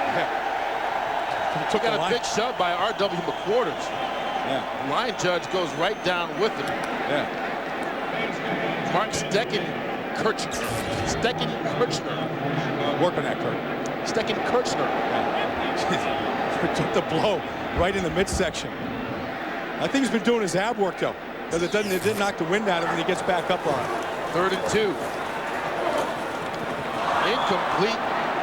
Lamont Warren, the intended receiver. Would have been a first down. Yeah, he was going to get the ball back to the Bears here. Ty Detmer said that the last game he played at home against the St. Louis Rams on Monday night, his first incompletion, they said the rain of boos came out. Smattering of them right now. Well, he said he wanted to play well today to kind of erase the memory of that 7th interception game in his first start against the Cleveland Browns. Charge timeout. Detroit. This is their first charge team timeout. Well, we mentioned how huge this game is for Chicago as far as trying to clinch the division. If they win today and the Packers lose, they would clinch the NFC Central, but they're also fighting for the best record and home field advantage throughout the playoffs in the NFC. And you see the 3 teams there, both Green Bay, St. Louis, and San Francisco, all winning. So Chicago has to keep winning to keep pace with that group. You say it every year, Kurt. I mean, no matter what happens, we all juggle standings every week in playoff positions. It always comes down to the final week of the season. I mean, that's just how even this whole league has been now for quite a long time. John Jett on they got the fake. fake. Fake it. And that's going to be good enough for the first down. Ball snapped to Brock Olivo, their special teams ace. Yeah, you know what? The offense didn't look like they were ready for it either. they're all sitting down on the sidelines. They didn't know that the fake was coming. Either that or it's a good sell job by everybody. Here's Brock Olivo here. Brock Olivo, who was the University of Missouri's all-time leading rusher and quite a renaissance man. You know, he does a good job of taking this ball. Nice acting job by John Jett. Yeah, just enough. Well, Olivo has 1 carry in his NFL career, but he's known for his special teams ability. He's also known by his teammates as a guy who's not your typical football player. Let's just say it that way. No, he calls ahead to every hotel that he's going to go to on the road to make sure they have a piano. He likes to relax playing the piano at night. And it's not, you know, Oh Susanna either. You know, it's like Chopin and Tchaikovsky. First down from the 34. Detmer puts everything into that one and completes it. Bert Emanuel into Bear territory. Drops right down at the 47-yard line, 19 on the play. Emanuel got up limping. The wide receiver, you can see him here. He's kind of walking it off. Yeah, see, he's had injury problems now the last couple of years. In Tampa, here earlier this year, he's missed a lot of games. Well, this is just his 2nd game back after missing 4 in a row with a knee injury. Yeah.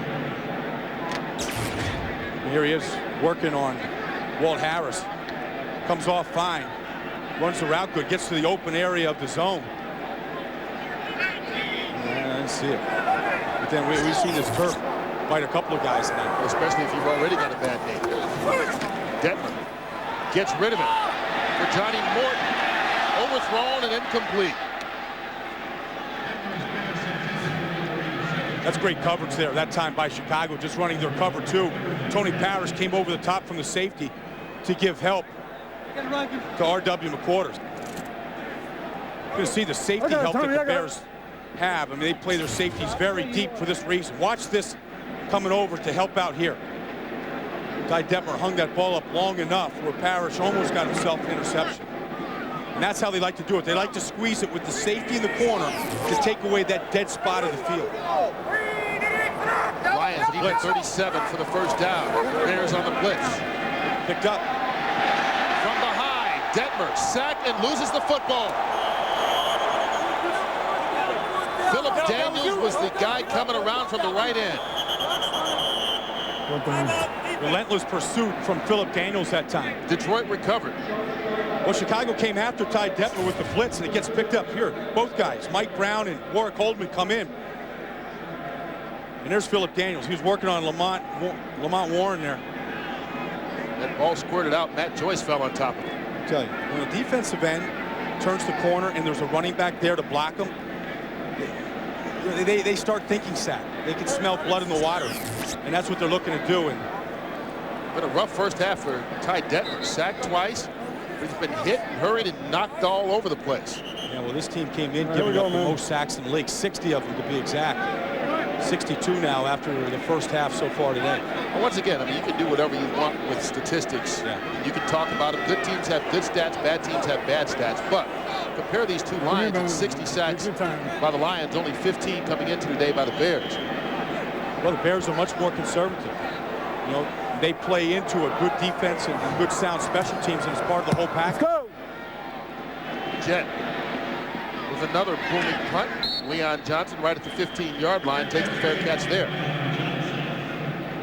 So with 16 seconds left on the clock and out of timeouts, you'd expect the Bears to just take a knee here and go in at halftime. Well, you know, the Lions right now have been outscored 37-0 over the last 4 quarters of play. Start out in the second half against Pittsburgh where they didn't play well at all. They didn't get a first down, you know, and it's carried over into this game. And I go to that win against Minnesota 2 weeks ago, Kurt, where that was what they were shooting for. The whole team. Nobody wanted to go through a season without a win. And they were all shooting for that, and they got it. And it seems like this thing has let down since then. That's just what the Bears will do. They take a knee, and so that'll be the end of the first half. Good job, boys. The Bears come out with their first 2 possessions, put both of them into the end zone. A 28-yard touchdown pass to Dwayne Bates. David Terrell, a 20-yard catch, and they get a Paul Ettinger field goal for a 17-0 lead here over the Lions at halftime. Fox NFL Sunday will continue with JB, Terry, Howie, and Chris, the Visa halftime report after these messages and a word from your local Fox station. The Visa Halftime Report is brought to you by Visa. It's everywhere NFL fans want to be. And welcome to the Visa Halftime. Those of you watching Chicago and Detroit, full house here in Los Angeles. Chicago scored an offensive touchdown for the first time in the first quarter in 22 games. Ryan Urlacher getting ready to hook it up.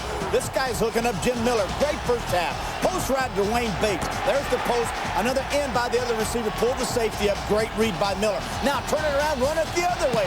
Post by one guy, end by another. Wide open again. The safety settled. Go behind him. Touchdown Lions. Bears on top 17-zip. It's cold in Green Bay, but who better than this guy? Brett Favre, he can flat get it done. Having a little trouble throwing it, too cold, then block. There he is. There's the pitch. Driver on the return. Great open field block by the power quarterback. It's the Green Bay. I just love that stuff. 7-3, Pack over the Vikings. Brett Favre doing the blocking. Terrell Owens back in Dallas. Remember last year, the antics at the 50-yard line? Well, we'll see what happens. Garcia now rolling right. Everyone drops deep. Take it in. No support. 7-3 49ers. Play action. Quincy Carter look right. Turn around. Find Darren Chavanini on the crossing route. 2-yard touchdown. Cowboys up by 3, 10-7. Until, with a little over 12 seconds remaining, a 7-yard touchdown catch by J.J. Stokes. 14-10. 49ers over the Cowboys. Atlanta, Miami. Jay Fiedler getting it ready. Getting the Dolphins in the playoffs. We will see. Fiedler back. Down the middle. Tip by Keith Booking. Tipped off by Ray Buchanan. He'll return it to the Dolphin 29-yard line. All right, no score at this point. Then Maurice Smith, 2-yard touchdown, gives the Falcons a 7-0 lead. Now Chandler, watch his eyes, looks left, looking for the crossing route for Tony Martin. Martin holds up. Brock Marion chasing Martin. He keeps going, picks it off. 26-yard touchdown the other way, 7-all. Then Fiedler back to Travis Minor, 17-yard touchdown. Chan Gailey, offensive coordinator, taking over at Georgia Tech after the season is finished. 5-year, $5 million deal for Chan Gailey. We'll see what happens with their backup, Shula, if he takes that spot. Tough game, Carolina. Watch Pat Tillman with a huge hit on Isaac Byrd. I don't want any part of that. Thank you very much. Plummer back, guns it. Down to David Boston, coming off his worst game last week, 3 receptions for 26 yards. This catch for 61 yards and a touchdown. Carolina, whoo, they are looking good, 27-7 over the Panthers. All right, St. Louis has scored on every offensive possession in the first half. Kurt Warner, 274 yards and 3 touches that in the first half. Jets losing to the Bills by 1. Jets can clinch with the win or tie in a loss by Seattle or tie. That's the way they can get in. Neither of these teams are in the playoffs, but they're all knotted at 17. Neither of these two teams are in, and they're all knotted at 24 at the half. As we take a look at one slow down. That's right. These are well, one is the class of the AFC, the Steelers, and the other is the second class of the AFC. Coming back, 17-10. It was 13-0. Detroit. Well, I think Chris wants to talk about the quarterback, Jim Miller. Okay, Jim Miller in this first half of this game to over 200 yards passing. He hasn't had a 200-yard passing day in any of the last 5 games, and it's interesting to watch this Bears team play in a dome. Are they capable of scoring some points with the passing game? Because ultimately down the line, you've got to look at this team. Can they match up against the St. Louis, who will probably have home field advantage? You know, a lot of people talk about the job Lovie Smith's done in St. Louis, and he has done an outstanding job. Greg Blanche from the Chicago Bears. This defense is outstanding, in particular when they can force a team to become one-dimensional. 8 runs, 23 passes for Detroit, 23 yards passing, 27 yards rushing. Unbelievable effort. 1 for 7 on third down conversions. Tampa Bay is cheering on Miami because an Atlanta loss means Tampa Bay is in. Miami's up 21-7 now. Visa halftime continues after this.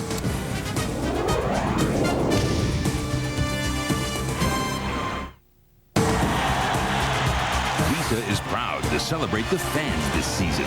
Visa, it's everywhere NFL fans want to be. Here at halftime, the Chicago Bears leading 17-0 over the Lions in their final visit ever to the Pontiac Silverdome. This place opened up in 1975 as the Pontiac Metropolitan Stadium. Bears head coach Dick Geron was a player with the Lions then.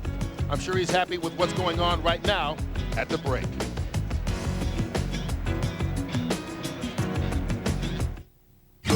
You're watching the NFL on Fox. Back at the Silverdome with the Bears on a 17-0 lead over Detroit at halftime. Kurt Menefee along with Brian Baldinger joining you. And take a look here at the first half stats. Baldy, tell me what you see. Well, I see, really domination by the Bears. You see the 229 yards, most of them big plays, 5 plays of over 20 yards. And they really went after a weakened, decimated secondary of the Lions, and they got 2 quick early scores, and they've been sitting on it since. That secondary decimated, and they already lost another one in Chidi Awama, who went out, and Brian Westbrook fighting to come back from the injury. So you can look at it 2 ways. Despite the fact they've been decimated, they're still only down 17-0. Well, but I think right now what you're seeing is that Chicago's got horses and Detroit doesn't. You come into the race this time of the year, you want to have your horses be able to go, and you see the young, fresh legs of Marty Booker, Dwayne Bates, David Terrell right now. They're making the difference in this game. Well, right now, so far, it has been the defense of Chicago that has stood tall. The Lions had some excellent field position, and the Bears stopped them each time, and then when their offense got the ball, their receivers took over. Well, I think that's true, but I mean, the Bears defense shows up every week. Right now, the Lions haven't been able to exploit it. They really don't have enough weapons. Ty Detmer's been under a lot of pressure, been hit, sacked a bunch here in the first half. And so that, this offense right now has given them a lead. It's a little bit easier to go play defense when you're up 17-0. Well, going back to the original point that you made at the beginning of the broadcast, this offense taking advantage of what has been given to them, and today a lot of it been given to them by that Chicago Bear defense. Yeah. Right now, I mean, it's hungry. Ty Detmer isn't a real mobile guy. Mike McMahon was. I think they'd much rather see Ty Detmer back there and how limited he is in the pocket than what Mike McMahon had shown the last month. There's Brian Urlacher, the leader of that Bear defense. Yeah, there's healthy competition with Urlacher and Warwick Holdman over who's going to lead this team in tackles this year. They came in separated by only 3 tackles. Yeah. And Urlacher says that Holman wasn't happy about that because he's on the field more than Holman is. And look, what kind of guy he is there. I mean, he's taking... That's a teammate. Fuzz stuff off the top of B-Rob's head there.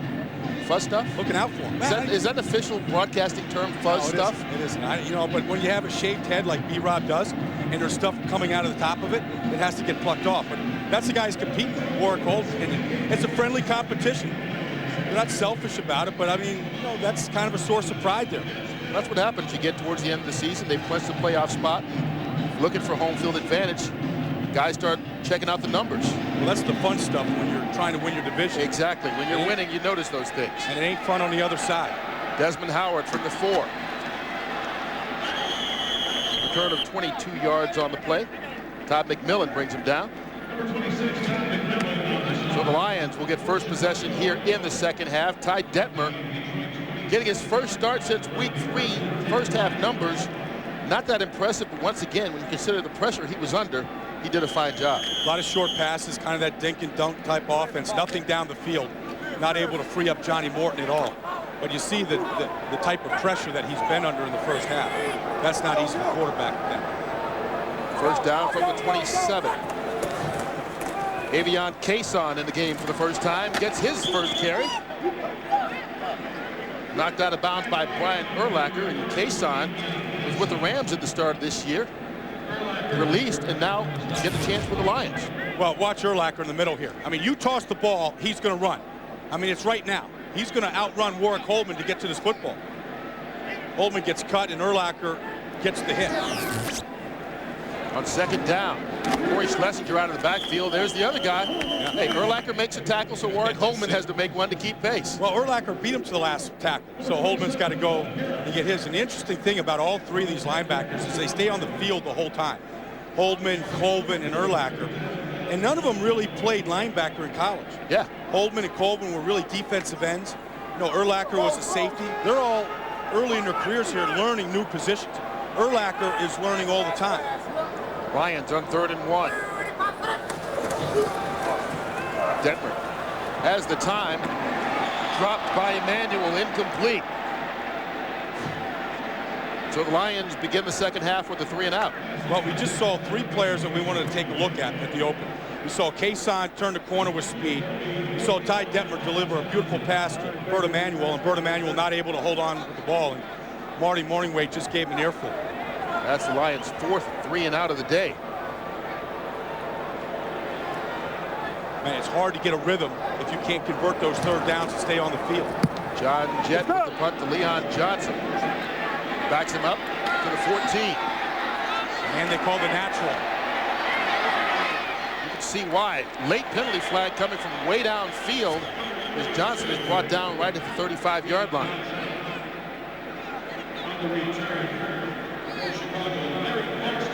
Leon Johnson's run for a touchdown. He's thrown a pass this year. Caught a touchdown pass. Well, I'll tell you, if you've watched him, he's had an amazing comeback. Illegal block in the back during the return of the kick. Receiving team, 10-yard penalty. First down. I think it was our number 52, Bobby Howard. The Bears will be backed up, but they'll still take over here. Their first possession in the second half, up 17-0. Fox NFL Sunday, brought to you by Toyotathon 02. Password value. Get the feeling. We saw Chidi Awama go out with an injury in the first half. He's now back in the game, replacing Bryant Westbrook to start the second half. Yeah, Bryant Westbrook, who just really is in a funk, you know, just has never come back healthy from that Achilles injury of a couple years ago, and so he's still struggling to find his rhythm. A quick screen pass out to Marty Booker. Gets a block from Dwayne Bates. Bates lost his shoe during the block, but it was good enough for a nice pickup of 9 yards. Well, that's what all those receivers are good blockers. When the other guy's catching the ball, the other one has to be a good blocker. Marty Booker hobbling as he gets up. You know, so many of their passes are under 5 yards. I mean, over 100 passes completions this year, under 5 yards. But look at his block on the outside by Bates. Takes himself out of his shoe. Yeah. Now, does that count as a decleater if you take yourself out of your shoe? It's half a decleater because you got one shoe. One shoe's on. 2nd and 1. Anthony Thomas gets the first down, a pickup of 3 on the play. So many of the pass completions to Chicago this year have just been horizontal. Just hitches and bubble screens, and just get the ball into these wide receivers. Here, more completions of 5 yards less than any team in the league this year. And that frustrates a lot of people. But what it does is it gives Miller a completion. It gets the ball in the wide receivers' hands. It gives those big other receivers a chance to block on smaller defensive backs. And you never know when you're going to crease one and take one to the house. First down at the 34. Anthony Thomas spins his way. It's a nice pickup of 6 yards on the play. After being bottled up initially. That's the kind of play that John Shoop wants to see out of this team. But look at the yellow pen sticking out of John Shoop's here. Halftime adjustment? Well, in the first half, it was an orange pen. And I said that he's a guy that uses different colored pens. You know, here he was in the first half. You know, it was an orange colored pen hanging out of there. That's not even a cap on it. Right. Just ready to write. So you go in at halftime, you discuss things, you come back out. Yeah. You say, I need a different colored pen in my ear. You come out with a yellow. By the way, he did blink there. Which is a rarity. Yeah. That's why we got it on tape. 2nd and 5. That ball tipped at the line of scrimmage, incomplete. Well, you know, he said, look, I understand the people's frustration in Chicago about our offense some days. He goes, but it works. He goes, look, I grew up in Pittsburgh. I was frustrated with Chuck Noll. In fact, I called radio stations to tell him that I thought Chuck Noll stinks. And he should be, you know, so he understands being a fan and what that's all about. But he also said that, look, with the talent we have, what we do is the best formula for our success. And the fact is that they're 13-4 with that man calling the plays. Well, he needs to get him to the 44 to keep this drive going. Quick pass, another under 5 yards. I don't think Marty Booker got enough for the first down. They needed 5, he got 4. See, and now people in Chicago will call up stations, radio stations. I say John Shoop stinks. That guy, yeah, you know, get the colored pens out of his ears. He stinks, he can't call offense. He can't even call a 5-yard play to get a first down. Yeah, he's not happy about that either now. I mean, I think he probably thinks Marty Booker should have run a deeper route. Sure he should have. You know, you're giving the ball right back to Detroit now. Brad Maynard on the punt.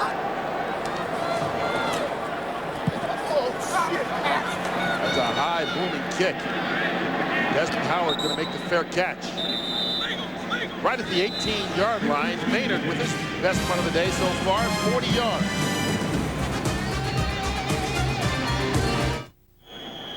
Keith Traylor starts this series on the sideline.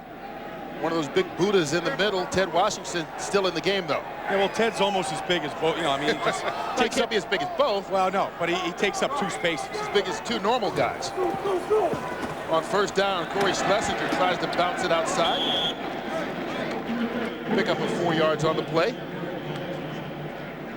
Yeah, go down there and take a look at the heart and soul here. Brian Urlacher in the middle. You know, a guy that keeps the plays on his wrist. He's just looked down his wristband. Greg Blash, the defensive coordinator, just called out number 1 through 30, one of the different 30 defenses, and he reads down to number 30, and then he reads what that defense is to his team. Been calling the signals since day 1 here. Well, they say it's a different wristband from first half to second, so no one can figure out their signals. Play action by Detmer.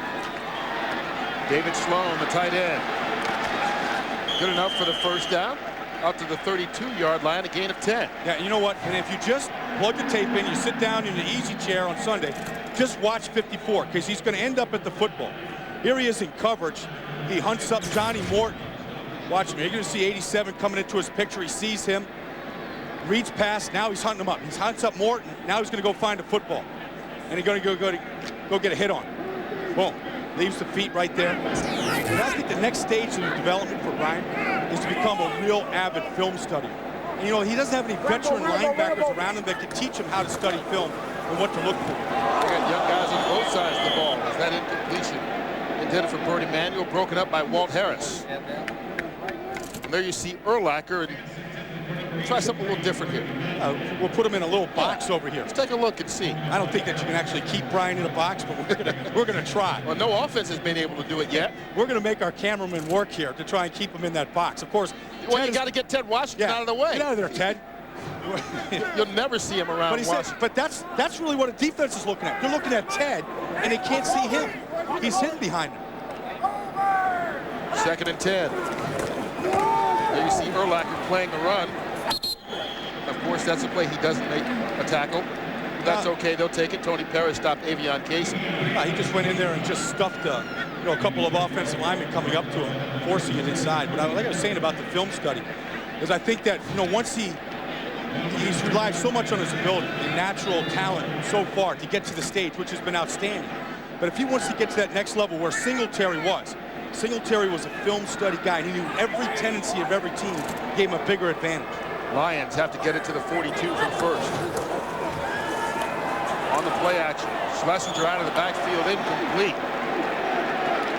Credit Roosevelt Colvin, that other linebacker, for putting the heat on Denver. Yeah, you know what? This team really misses Mike McMahon, Detroit Lions, and his excitement and his athletic ability at this position. Because right now, energy he brought to the game. And Colvin again getting a hit on Ty. Ty can't do much about that. That's a bad block. But there's McMahon. He brought an energy to every stadium. Whether it was on the road in Tampa or Chicago or here, it was exciting watching him play. John Jett to Leon Johnson. Johnson gonna let that one roll out of bounds. I know it. 42 yards on the kick by Jett. Bears take it over, up by 17.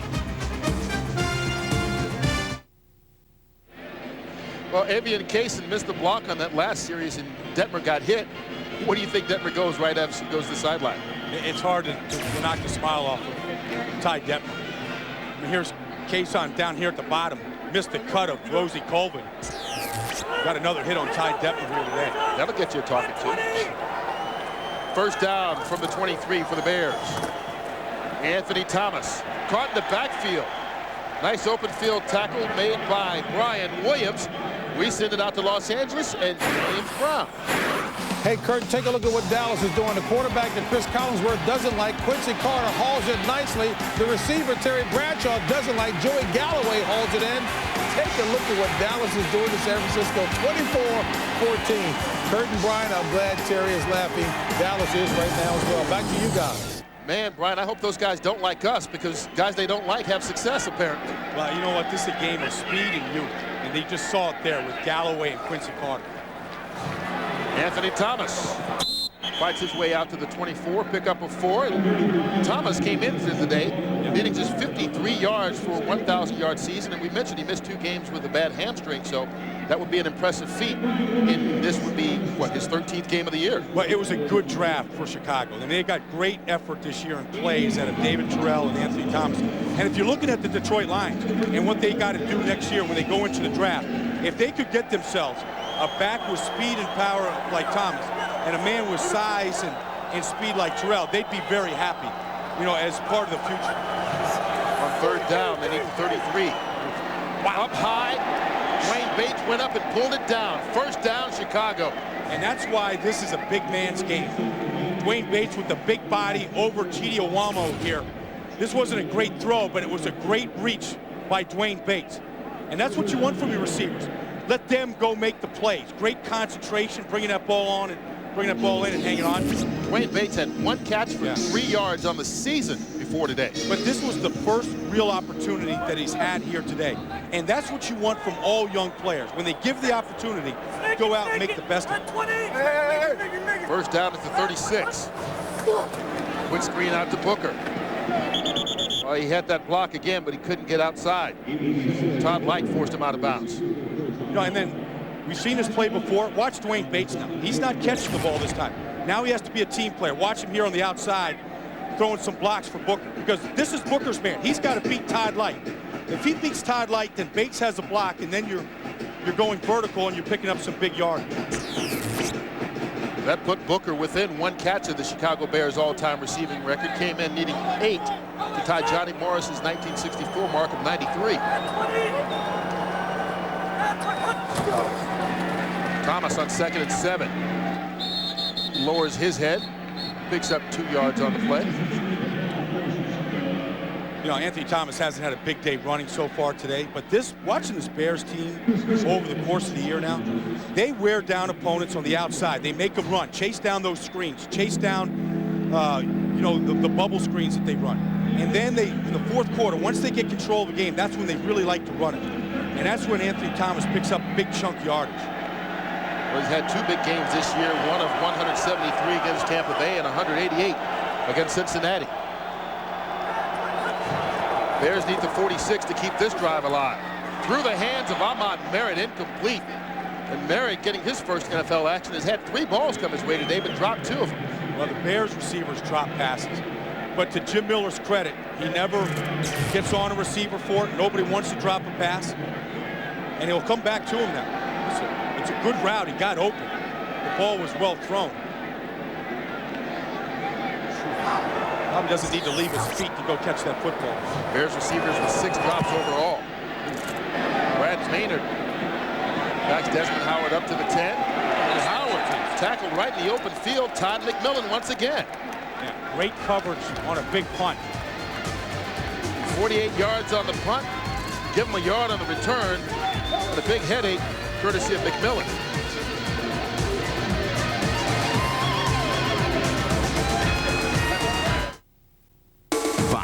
NFL Sunday is brought to you by Southwest Airlines, proud sponsor of the NFL and official airline of Super Bowl 36.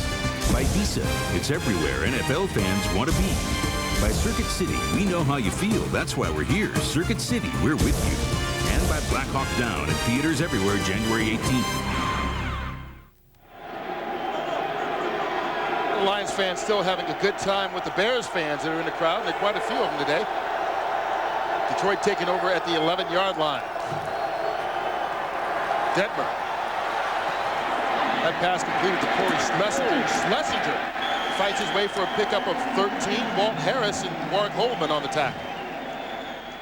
Yeah, no, it's just Lions again probably thought they might try to hurry this thing up here and add a little tempo to the offense. They are. They're going to line up right over the football. No huddle. They tried this earlier and they had a little bit of success. They just haven't been able to sustain any drives here today. Detmer brings it back down and just slings it out to the tight end, David Sloan. Sloan stopped right at the 30-yard line. Give him 6. Yeah, I'm looking down there at Johnny Morton, who was open in the middle of the field, but because Ty Detmer felt pressure, he couldn't get the ball to him. Johnny Morton has caught passes from 10 different quarterbacks in his 8-year career here. He's been the one constant this season. And he said that he could close his eyes and he could tell you who threw the ball to. Lamont Warren, eyes wide open on that run. Yeah. 10 yards. Yeah, Morton had the block on the outside, allowing it to come. I mean, Johnny Morton, just a great blocker down the field for not a big guy, very physical player. Here he is. I mean, he's looking to get position here on the outside from R.W. McQuarters, and he does just enough. Talked about his consistency. Started every game this year. The opposite receiver, they've had 5 different players start there for Detroit. But you know what, though, Kurt? The thing is that as long as I've been watching the Lions, I've always believed that they never really had a quarterback that they believed in. They had guys they drafted. They had guys that had good years, but nobody that they thought could be like a Brett Favre, a Steve Young, that could be there for duration. And that's what this team needs. And I think McMahon showed enough already this season that you could build with his energy and his excitement and his athletic ability. 3 yards on the last play, 2nd and 7. Detmer to the air. There's your guy, Johnny Morton, into Bear territory, down to the 36-yard line. Gain of 20. And Johnny is into a lot of activities. Lives out in California, you know, involved in all kinds of different activities. But when he comes here to Detroit during the season, it's all football. You watch him in practice, he's getting extra stretching in on Friday. It's all business. His chin strap is buckled. I mean, he's a consummate pro up here at the top. First down at the 36. Detmer feeling the heat. Got rid of it, falls incomplete. Yeah, you know, part of that activity, Kurt, is, you know, he's going on Jay Leno live this week. Well, you know, he had a little comment for Jay Leno Yeah, when they won the game against Minnesota. Yeah, Leno had been making jokes about him every night, and told me to kiss his donkey. I think so. Well, we did do the Best Damn Sports Show promo. Can we? No. I don't know. I'm not quite sure. Nah, but you know what? He had some good, because they were just frustrated here. You know, I mean, Jay Leno was having a good time making fun of the Lions, and that's nauseating to a guy that has had 4,000-yard receiving years here in Detroit.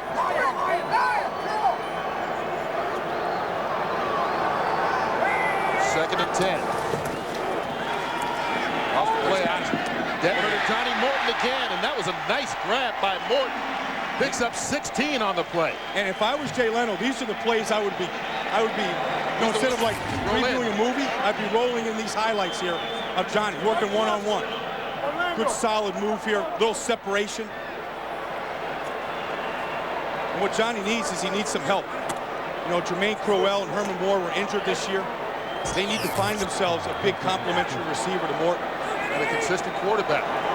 This will be the 4th straight year they've started a different quarterback at the beginning of the year and the end. Rolling their coverage over there right now to Johnny Morton. Detmer looking that way. Goes up top for Morton in the end zone, incomplete. He was double covered by Mike Brown and R.W. McQuarters. And here's what I mean by rolling the coverage. I mean, Johnny's been hurting them, so the Bears aren't going to let you keep hurting. They're going to take away. So watch Mike Brown. He's the guy that's playing over here in the middle, and he's going to get up over here and end up helping out. So he knows just how long that ball has to be in the air. Morton in a solid post corner here. That's just good blanket coverage by the Bears. On second down. Warren, and he's going to throw towards the end zone. Intercepted. Pass intended for Bernie Manuel, but there's Mike Brown. The guy that seems to be everywhere, and it's the same coverage that we just showed the play before, and what the Bears do as well as any team in football. Mike Brown's 5th interception of the year, picks off the option pass and keeps the score at 17-0.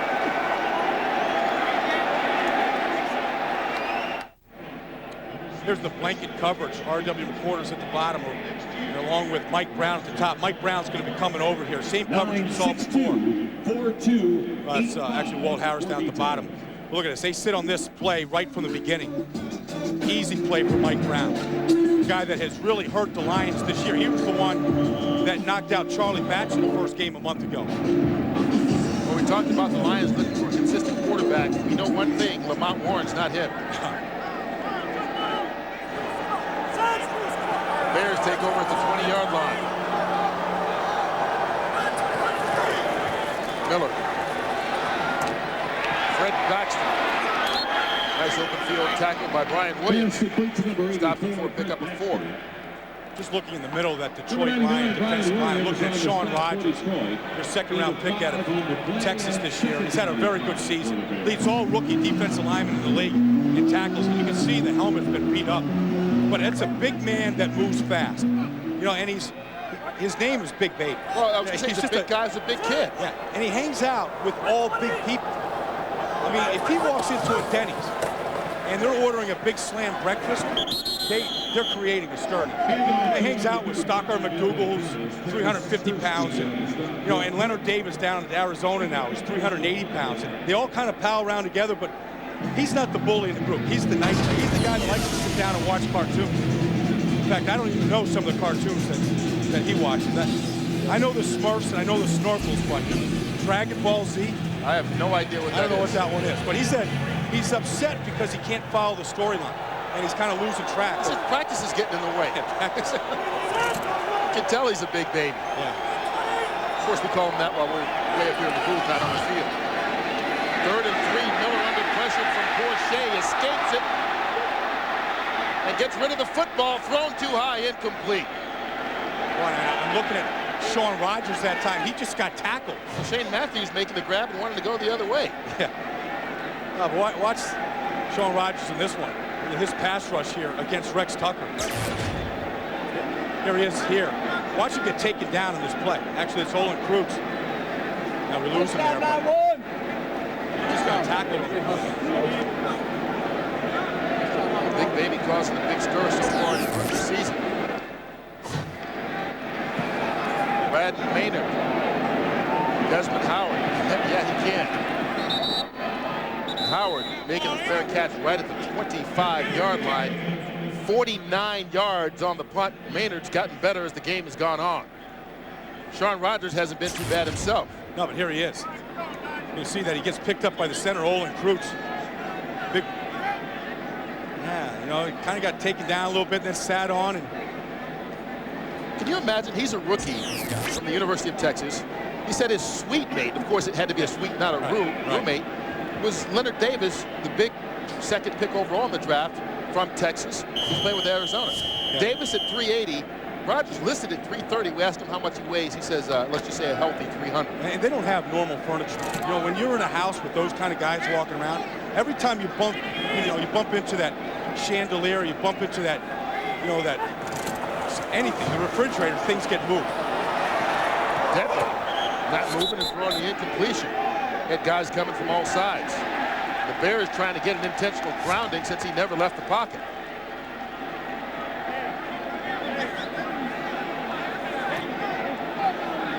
That's what it is, intentional grounding. Nobody in the area. Just trying to dump the football, and if you're Ty Detmer today, as much pressure as you've been under, who could blame him? Good pressure from the outside again, Rosie Colvin. Yeah, intentional grounding. Nobody but Offense, number 14. 10-yard penalty, loss of down. Second down. And Urlacher would have gladly been a recipient. Well, he caught the pass last week, so he showed he's got good hands. He's got 3 interceptions. Had a fumble return also for 90 yards, so the big man can move once he gets it. Yeah, for the touchdown against Atlanta this year. There's no question how fast he can run. Backs him up to 2nd and 20. Detmer out to Warren. Lamont Warren. A nice pickup of 16 yards on the play. Brian Urlacher in on the tackle. Yeah, take a look at him right here. He drops into coverage, gets deep in his coverage, and then once he sees where the ball goes, it's a mad break.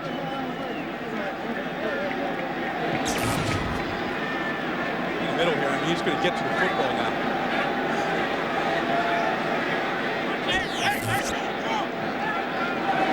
Third down, they need the 35. They get it. Desmond Howard, his first catch of the game, out to the 45-yard line. That's going to be the final play of the third quarter. Bears on top 17-0. I'll tell you what, they haven't seen this kind of break in Chicago since Joliet and Jake left Joliet.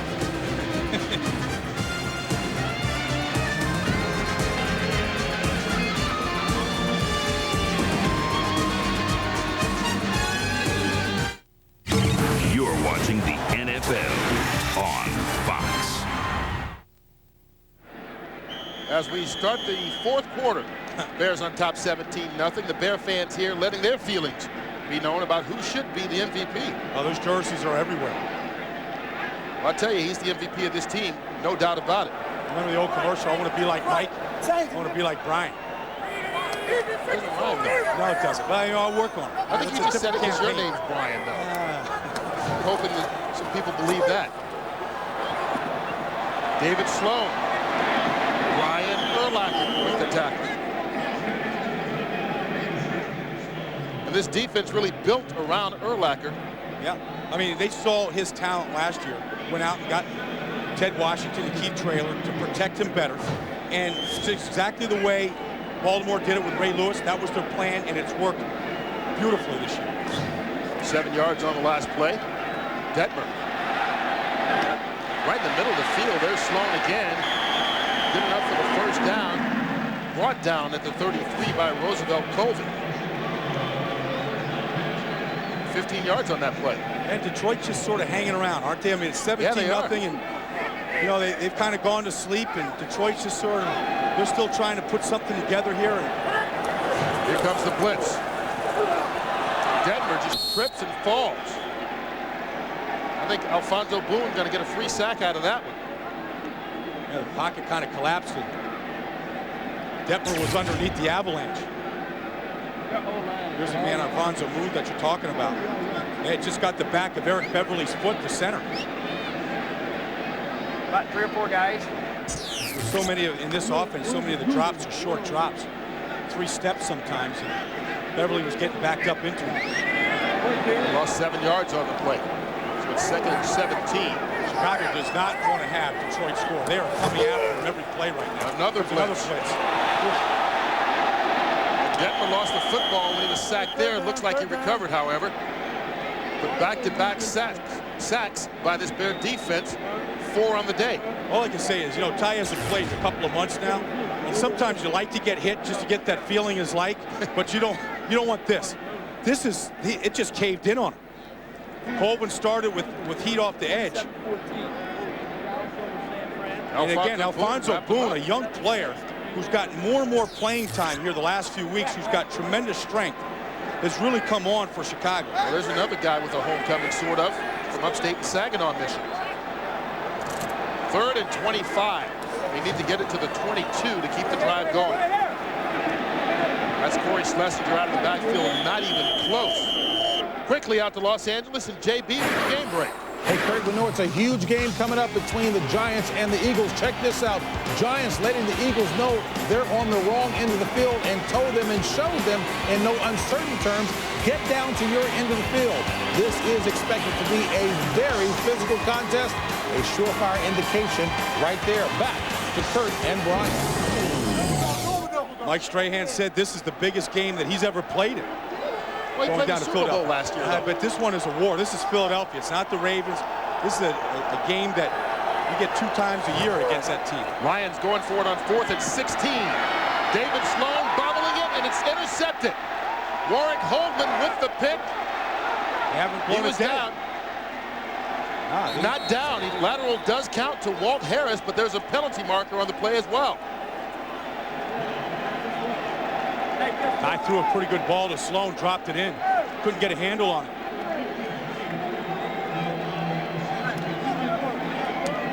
Let's see them sort this out. I think the official's going to get a group rate for this one. Everybody in there to discuss it. Warwick Holdman trying to get his first interception of the season. After the change of possession, personal foul, illegal low block on the Bears, number 37. The penalty will be assessed half the distance to the goal. First down. Well, Warwick Holdman comes up with the first interception not only of this season, but of his 3-year NFL career. That's going to shut down the Lions as they were trying to drive to get back in this thing. Fox NFL Sunday is brought to you by Volkswagen. On the road of life, there are passengers and there are drivers. By State Farm Insurance. Like a good neighbor, State Farm is there. By Sprint PCS, the clear alternative to cellular. and by Dr. Pepper and your local Dr. Pepper bottler. Be you, nothing's better. Dr. Pepper. Baldy, does that Bears sideline look like a winning one? Yeah, they're having a good time now. Everybody's got a smile on their face. And I thought Dick Duran said something pretty prophetic this week. He said, when you chase two rabbits, they both get away. Meaning just concentrate on the task at hand, one game at a time. Anthony Thomas fighting to get back to the line of scrimmage. Look at this one up here now. Green Bay, fighting for their lives up there, trying to stay on pace here with the Chicago Bears. If they lose today and the Bears win, the Bears are going to win the NFC Central. And if the Bears win today, they will have swept every team in the NFC Central, with the exception of Green Bay, who swept them, which is why the Packers own the tiebreaker between the two teams. So they came into today a game ahead of the Packers in the division. And as far as home field throughout the playoffs, tied with the 49ers in the game behind the Rams for home field throughout the NFC playoffs. A lot of bodies out front. Marty Booker gets the first down and gets into the Bear record book. That catch ties Johnny Morris for most receptions in a single season by a Chicago Bear receiver at 93. I don't think that smile's been off Marty Booker's face all day. Well, why not? Well, he got involved in the first series. Catch some passes, and here it is, 1,000 yards. I mean, it's not bad for a kid out of Northwest Louisiana. Remember, he was talking to us before the game how many different directional schools there are in Louisiana. He couldn't even keep track. He couldn't come up with them. Well, Booker over 100 yards today, as is Dwayne Bates. Two Bear receivers going over the century mark. Well, Marty Booker's telling us that he was a high school quarterback and he went to college. They tried to make him a defensive back. Anthony Thomas. And Thomas gets over the 1,000-yard rushing mark. 13 yards on that carry. And we mentioned the fact that he missed 2 games this year, so he's getting over 1,000 yards in this, his 13th game of the year. And not a lot of Chicago Bears in their long history has been able to go for over 1,000 as a rookie.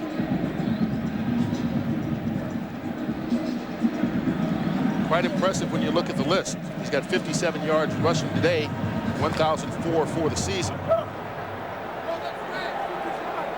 First down, Chicago at the 40. And he's been strong in the fourth quarters this year.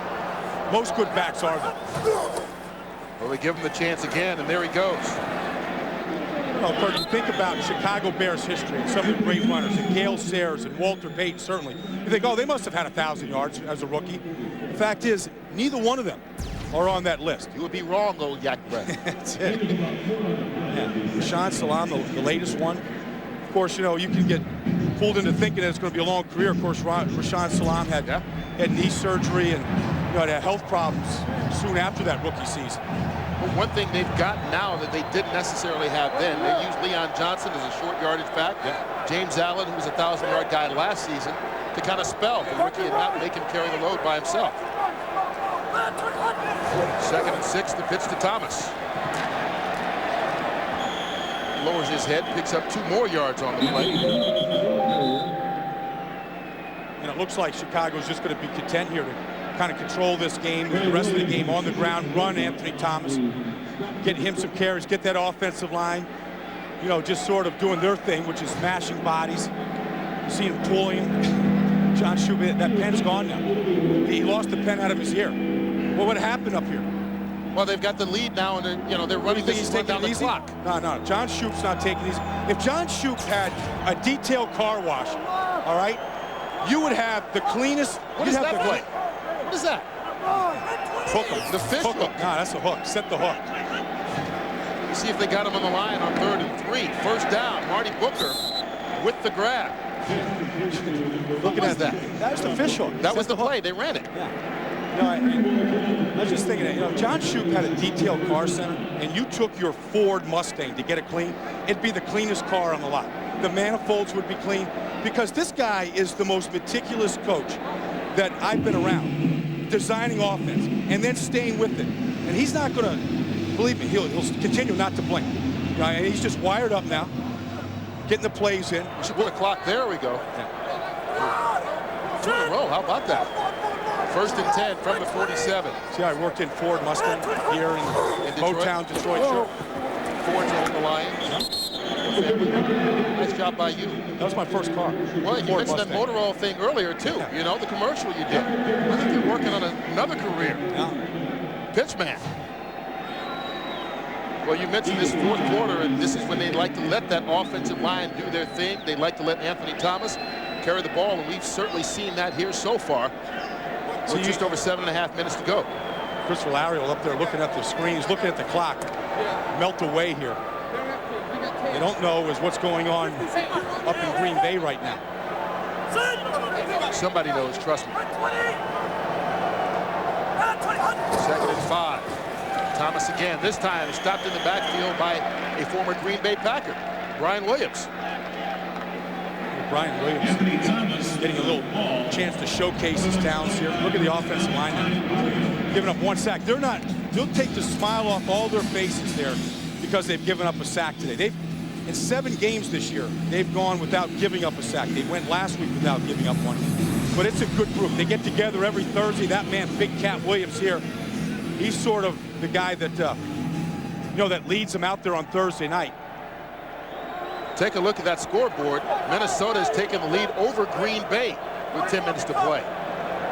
So the Bears could be playing for the NFC Central Division title. Quick pass. Fred Baxter can't pull it in. He had Clint Krewald right on his back.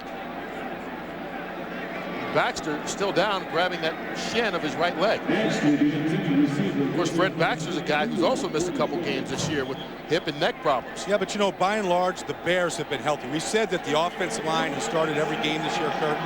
The only severe injury they've had is Marcus Robinson.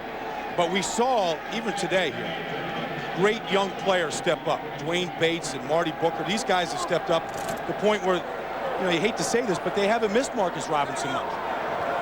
That's tough to say for a guy who had 1,400 yards just 2 years ago. But, the good teams stay healthy. However it happens that we're going through this year without losing many players. And when they don't, they find the guy to replace the guy who went down. Once again, inside the 5, and once again, Todd McMillan there to down it. And they do the little things well here in Chicago.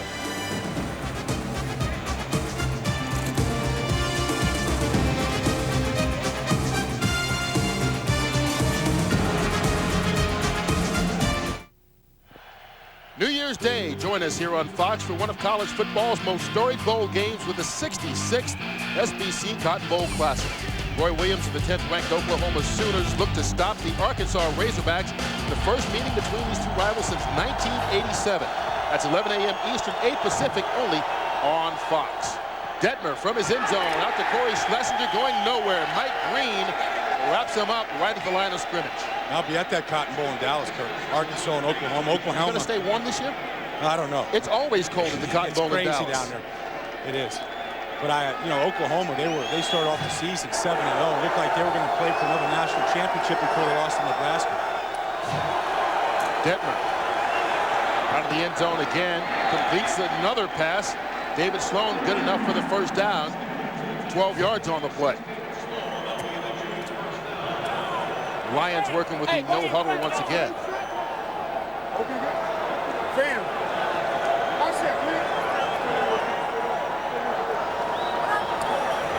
Detmer.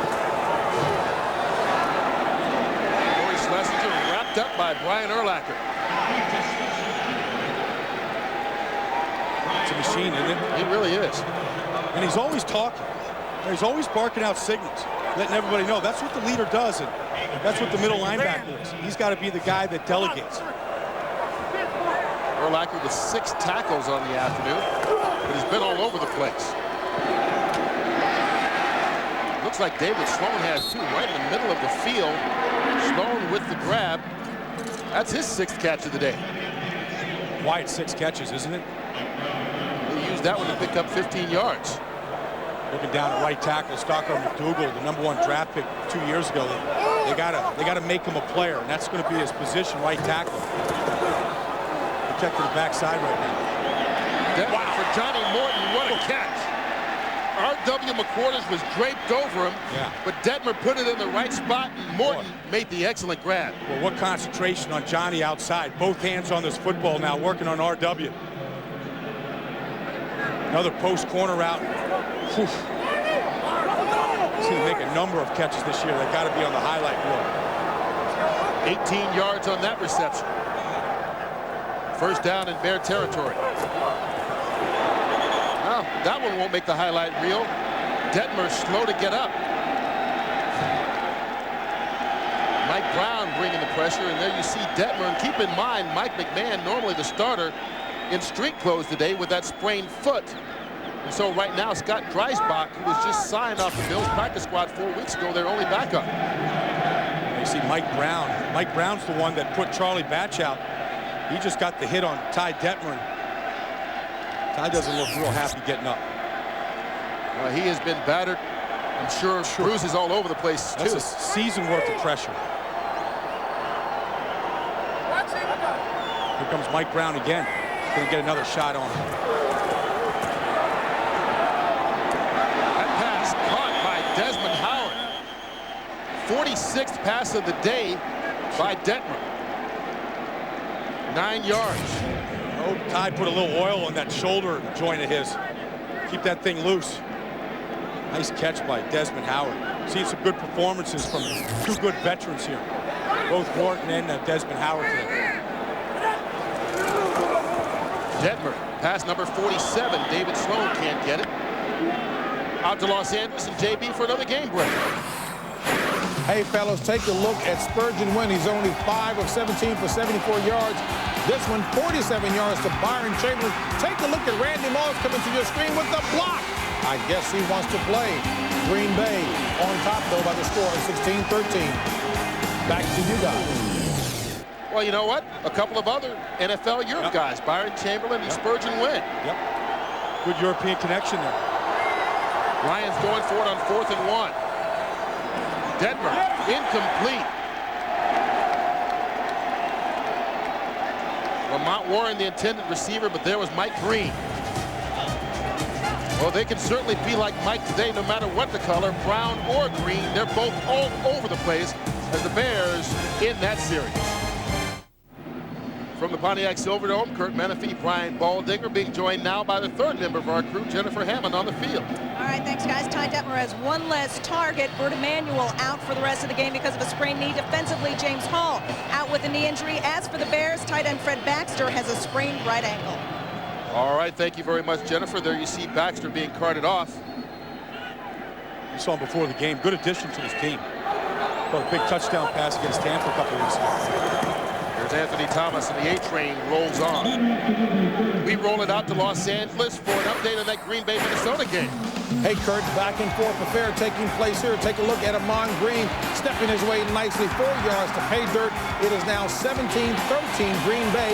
Time permitting, we will take you to that contest. Back to Kurt and Brian.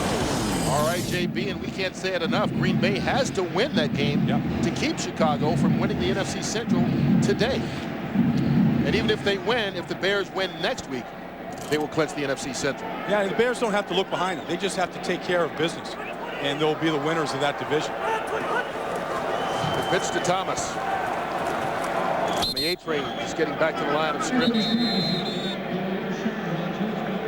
Well, earlier, Baldy, you talked really about this hidden strength that the Bears seem to exhibit. Well, it's kind a of formula, gets lost Kurt. in the numbers. Yeah, it's a formula. You know, they really don't give up many sacks. They gave up 1 today. Still the fewest in the league. Penalties, they had a few more than they're used to today.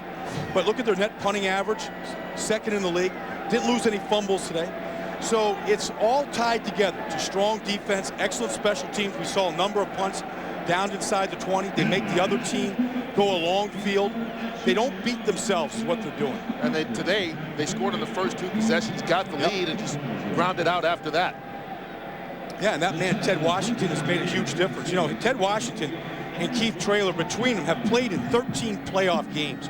So when you get to that time of the year, I mean, I think those guys, not only have they been excellent inside, and they've gotten everything out of them they could have hoped to have gotten out of them, but they also bring a real veteran leadership to the team. When you think about a young team. Washington is a veteran who's played in San Francisco and Buffalo in all those playoff games. That's where his 6 came from.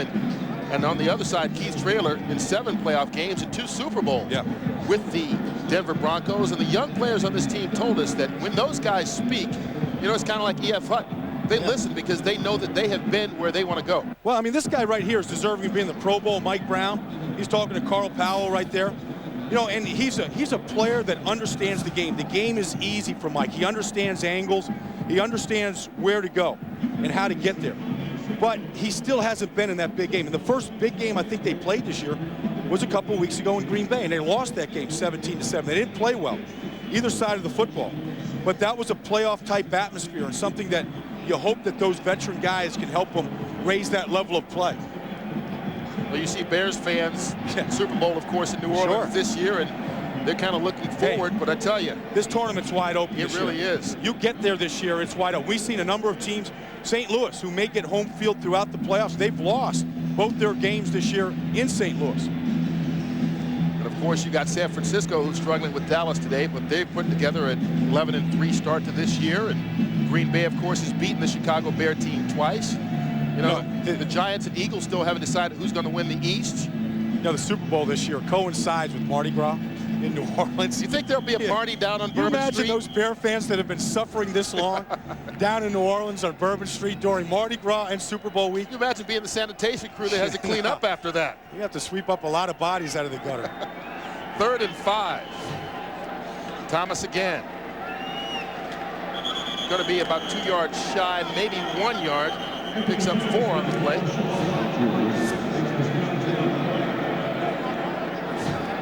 You know, one guy to give credit here in Detroit is to Dick Duran, who just this week, you know, found out that, you know, through discussions with general manager Jerry Angelo, that his contract is going to be extended. Well, he's been talking with him about it the last couple of weeks, and they made it official, going public with it this week, that they'll discuss it after the season to decide how long it will be. But Dick Duran will be the head coach here in the future. And the fact is that, you know, Dick grew up in Northern Indiana. His father was a football coach in Northern Indiana. He grew up a Bears fan, going out to training camp, and this is a dream job for him. He doesn't want to go anywhere else. Time out of it. You know, you can bet that Dick is going to bring these assistants along with him. A number of them up with contracts too, and he's going to insist that those guys be re-upped with him. Well, including his defensive coordinator Greg Blasch, whose defense is a shutout going here against the Lions with just under 3 minutes to play.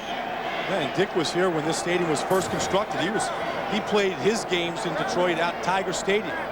And then they moved to Pontiac Metropolitan Stadium, which is what this was called in '75. And that was Duran's second season as a Lion defensive back. Brad Maynard's punt, taken by Desmond Howard right at the 9-yard line. 2:45 left to play. The Bears still on top. There's a light in your soul. It says you're one of a kind. Don't never let it go. Be original, an individual, like Dr. Pepper. Be you, do what you do. Dr. Pepper, be you, do what Be sure to pick up Garth's new album, Scarecrow, wherever great music is sold.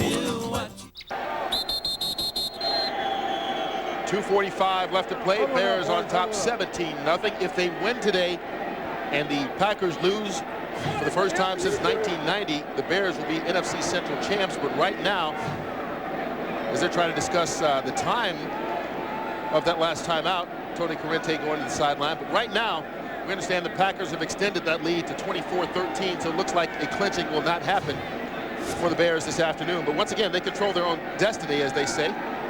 We'll find out exactly how the Packers took that lead. Back out to Los Angeles and JB for another game break. Hey, Kurt, take a look at what's happening here. Spurgeon Wynn of Minnesota dropping back, trying to hook up with his receiver. Instead, it is picked off by Mike McKenzie. He returns it 38 yards to pay dirt. Green Bay now has expanded the lead, 24-13, that in the fourth. Take it back to Kurt Menefee and Brian Baldwin. Packers trying to stay in the hunt. If they win today, Green Bay has to win next week and hope that the Bears lose to Jacksonville in order for the Bears to not win the NFC Central and Green Bay to take the crown. So they got a Florida team from Jacksonville going up to Soldier Field next week. Start the 2002 campaign. That's who the Packers are putting their hopes on, huh? Jacksonville's playing quite well, though. They've won 3 in a row. They're playing Kansas City today. They were tied at halftime last quarter we saw, and those 3 wins by Jacksonville all on the road. You know what a big danger the teams make this time of the year, though? They take a team like Jacksonville, who's not going to be in the playoffs, and they think mentally that this team's going to take it easy, that they're going to take them lightly. And that's not the case in this league. There's always something to play for. Lions with a first down at the 10-yard line. Like to get some points on the board before this one is over. Detmer under pressure. Right over the middle of the field, incomplete, intended for Larry Foster, but broken up nicely by Jerry Azuma.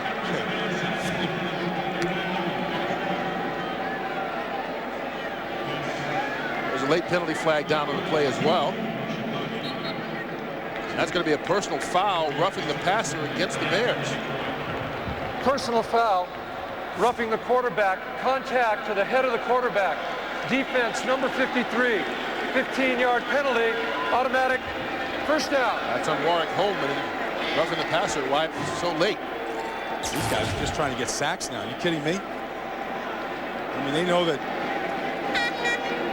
No, he did. That right hand came to the back of Ty Detmer's head, and that seems to be a familiar position for Ty today. I mean, you kind of expected Chicago to come after him. Detmer with a career-high 48 pass attempts. Seems like half of them have been from his back. He scrambles out this time. Boy, I tell you, Phil Daniels was going for the club to try and knock that ball out, and I think he got hit square in the back by one of his teammates. Yeah, I think he did. I think it was Warwick Holman. May have caught him with the helmet right in the back. That's it. It was Warwick Holman. It was right on the neck, not in the back. Yeah. Phil Daniels, who's had neck stinger problems in the past, had some last year. Been pretty good about it this season. He really hasn't had much of that happen. That might have been what happened. What's a stinger, by the way? You know, that's your nerves in the neck come all the way down the side of your body, all the way down to your fingers, and it's like when you hit your funny bone, you get that tingling and that numbness that goes down. It shoots, it radiates right down your arms to your fingers. You feel like it's going numb. Take another look.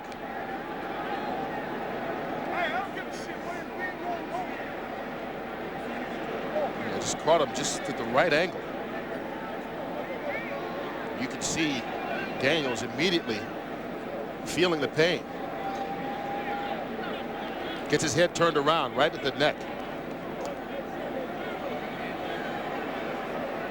Yeah, he just kind of went limp there. And that's what it's probably what happened. That's dangerous. The leg just kind of collapsing. He's going to jelly. Well, you've mentioned he's had the problems before, and last year he wore that neck collar to try and help it out. I'm surprised more guys don't. He doesn't have one right now. I'm surprised more guys don't wear the neck collar in this league, trying to protect it.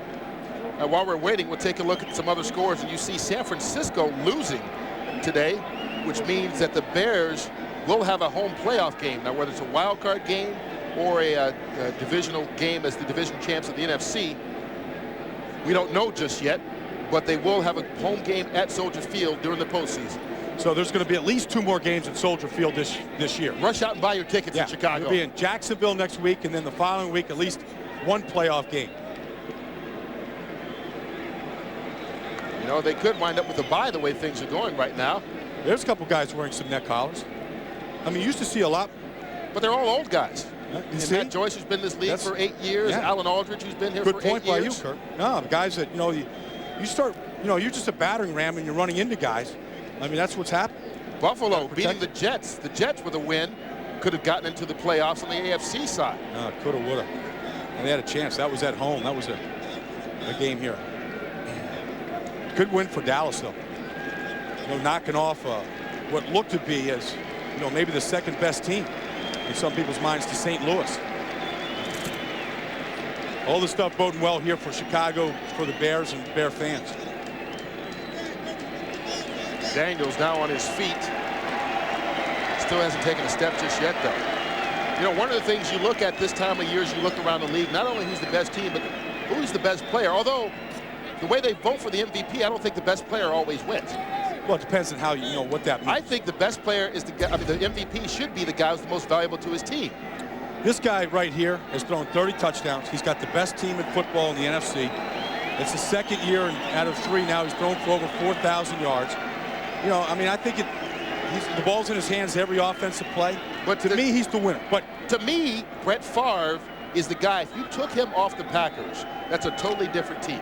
Nothing against Kurt Warner, but with Marshall Faulk and the weapons that they have, not that they'd be the same, but they could keep going, whereas I don't think Green Bay could. Therefore, I think Brett Favre should be the MVP. But is that what the award is?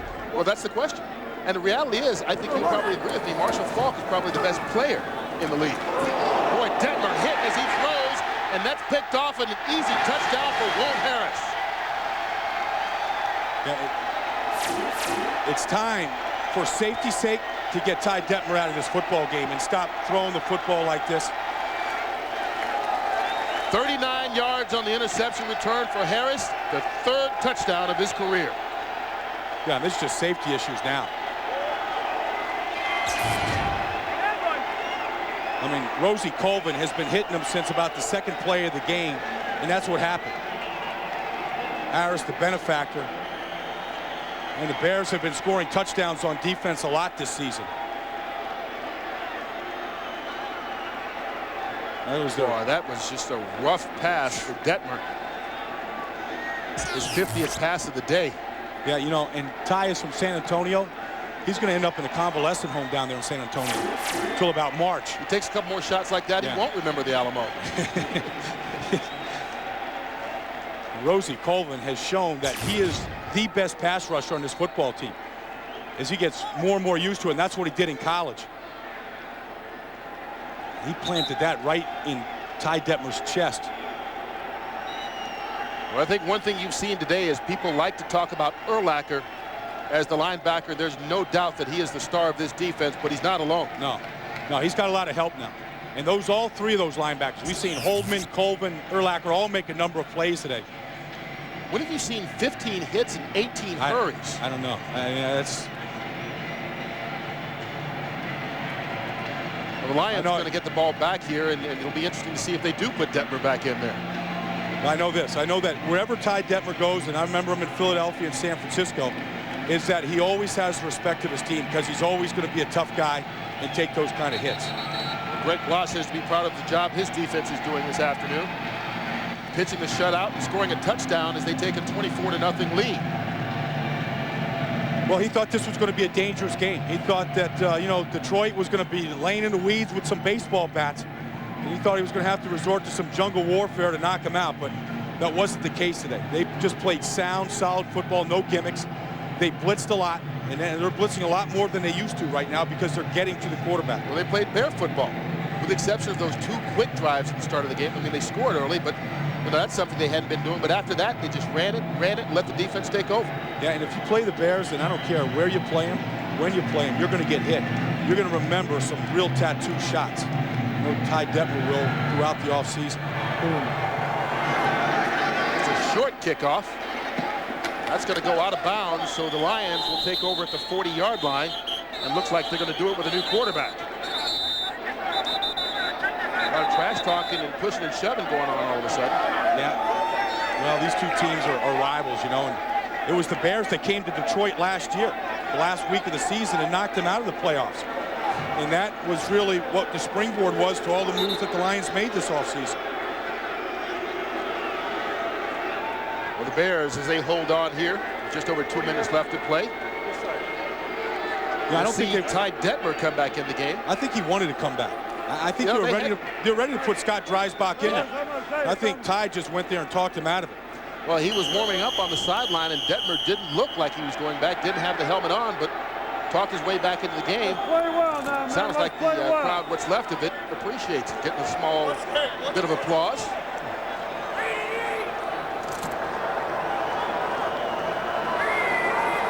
From the 40-yard line.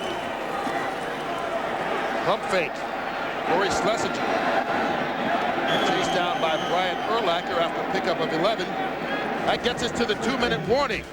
Bears looking to close this one out, up 24-0.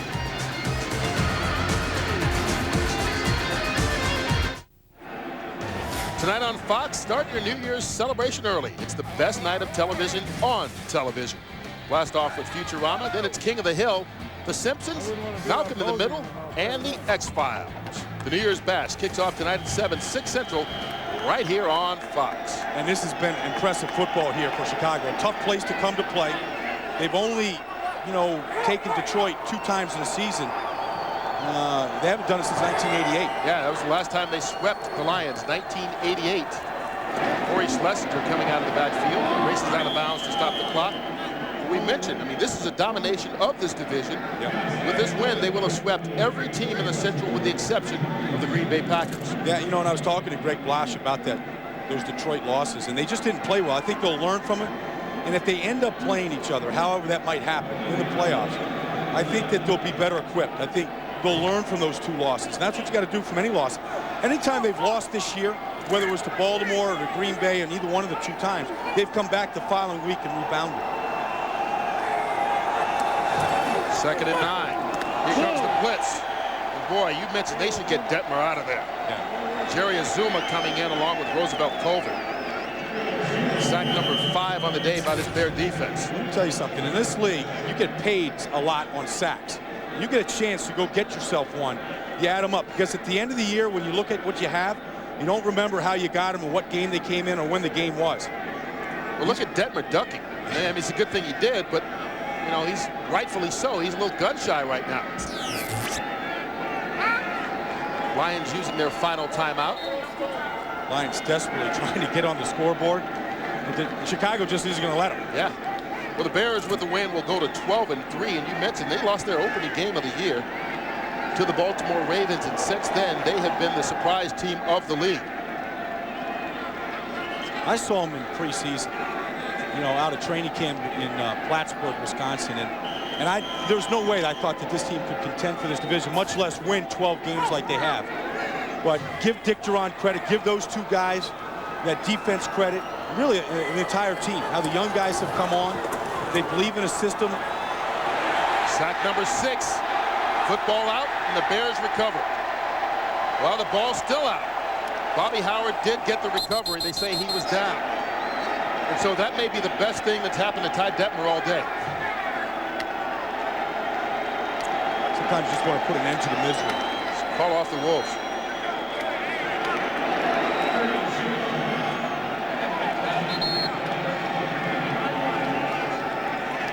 Well, the Bears kind of doing some things this season that no Bear team has done in quite a while. They're going to win the NFC Central if they can hold on and win next week and the Packers lose next week, or it really doesn't matter, in all honesty. I take it back. Well, as long as they win next week, they will win the Central. Got a winning record here. Yeah. Make the playoffs. Chance to win the division. First time for a 12-win season since the Ditka era of '88.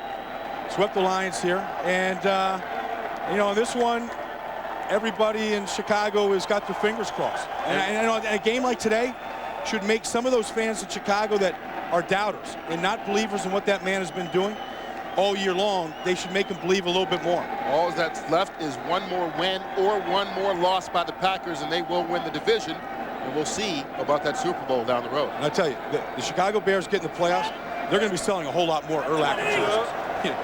That one you know. 1 minute left. Bears just going to take a knee.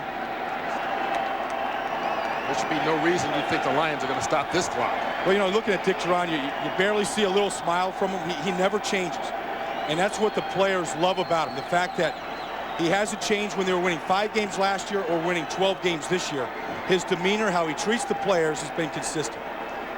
Well, the Bears offense coming up with one of their better games of the year. More than 300 yards of total offense. While their defense has pitched a shutout against the Detroit Lions, creating turnovers along the way. 5 turnovers created by this Bear defense as they hold on to win it, including scoring a touchdown. 24-0 the final. So the Bears go to 12-3 on the year. The Lions fall to 1-14 after the 24-0 shutout here at the Pontiac Silverdome. Brian Urlacher and that Bear defense strong all day. 6 sacks, 5 turnovers, and a touchdown scored by the Bear D. They await the outcome of that Packer game. Looks like the Packers are going to win, but Chicago, with one more win or one more Green Bay loss, will be crowned champions of the NFC Central. Solid effort here by Chicago. Second shutout of the season, both by the same score, 24-0. And that one more game next week the Bears will entertain the Jacksonville Jaguars. The Packers will go visit the New York Giants. Bears got on the board early. A couple of touchdown passes early to Dwayne Bates and David Terrell, and then it was the defense took over. Applied pressure to Ty Detmer all day. Never let the Lions ever get anything going. 24-0 the final. The Bears get the win here in the Silverdome. We'll be back with more as we wrap it up from Pontiac after this. Sessions of the game and rode that to the easy win. 24-0, they get the shutout over the Detroit Lions. Looking at our UPS leaderboard, Jim Miller over the 200-yard passing mark for the first time in 6 games. Anthony Thomas made it over the 1,000-yard mark for the season. And Marty Booker set a brand new Bears team record with his 94th catch of the year. This is Kurt Menefee for Brian Baldinger saying so long from Pontiac, Michigan. Once again, our final score, the Bears 24-0 over the Lions. Up next is the Autotrader.com postgame show with JB, Terry, Howie, and Chris. For more on today's game and the latest NFL news, log on to FoxSports.com, the official sports site of the Internet. The Autotrader.com postgame show is brought to you by Autotrader.com, the biggest, best used car site on the planet. Tonight on Fox, start your New Year's celebration early with Futurama, King of the Hill, The Simpsons, Malcolm in the Middle, and, of course, The X-Files. So ring in the new year with the biggest party of the season. And it all starts at 7, 6 Central tonight, right here on Fox. As we bring you inside for the Autotrader.com post-game report with the full house here in Los Angeles. And let's get you caught up on the scores around the league thus far. So it is the Packers knocking off the Vikings 24-13 with the win next week. And the Bear loss. The Packers will win the division if that takes place. Bears blanking the Lions 24-0. The Bears sweep the Lions for the first time since 1988. Cowboys over the 49ers. Good game by Quincy Carter. Career game by Quincy Carter. Rams win the West with that big victory over the Colts. The Dolphins clinched their 5th consecutive playoff berth with that victory over the Falcons. Falcons are out of the playoffs. Tampa Bay is in with that Atlanta loss. Jets lose to the Bills, so the Jets fail to clinch. Need to wait now until next week. Cardinals, impressive victory over the Panthers. May well have done it for George Seifert. Of course, the owner, Richardson, was expecting to win that game. The Chiefs and Jaguars are not in the playoffs, but it was a 4-point victory by the Kansas City Chiefs today. Browns and Titans, who would have thought it? 79 points scored in that contest there. And the Steelers, with 58 seconds remaining, on top of the Bengals, 23-17. As we come back in to talk about contests, starting first with Chris. You know, so many big things happen around the league, but right now, the order of the playoffs, as you look at it, St. Louis, Chicago would have the byes. Philadelphia would be the number 3 seed if they could manage to beat the New York Giants. Tampa would be at the bottom, so they'd have to go to Philadelphia or the Giants. Green Bay, San Francisco could play either spot. Marshall Faulk, 4 TDs today, giving him 20 for the 2nd straight season. Like last year, making a late season push for the MVP. I think those guys finished 1-2, Marshall Faulk and Kurt Warner. Yeah, Tampa Bay finishing up with Philadelphia, then turning around back to back, having to go back. If Philly wins it. Right, it's very difficult. And I want to congratulate Kurt Warner. Just a phenomenal season, Mike March and those Rams. Very, very impressive. What a wonderful thing would be if the Steelers do, in fact, go on and meet the Rams in the Super Bowl. I for one, would love that. Will you wear your Steeler colors next Porsche week? Man, right here. Chris Collinsworth, congratulations. It ain't over yet. Oh, it's not? And it's not over yet. We've got highlights coming your way as we continue right after this. Yeah. It's a good thing. I'll bring my 4, you bring your 1. All right. The Vikings at home. Congratulations. Bears, Lions, Brian Urlacher taking on division rivals, the Lions. Miller back, play action, get a linebacker up, get a safety up, then go behind the other one. Touchdown pass to Dwayne Bates at 28 yards on the post, 7-0 Bears. Post route, Miller, David Terrell, 20-yard touchdown. Bears off and running. Bears, congratulations. Dig Duran, contract extension supposedly coming up. 24-0 Bears over the Lions. And the Bears sweep the Lions for the first time since 1988. And, folks, we will be coming back here with a bit more to show you highlights and scores from around the league. So stick with us on the Autotrader.com postgame report right after this.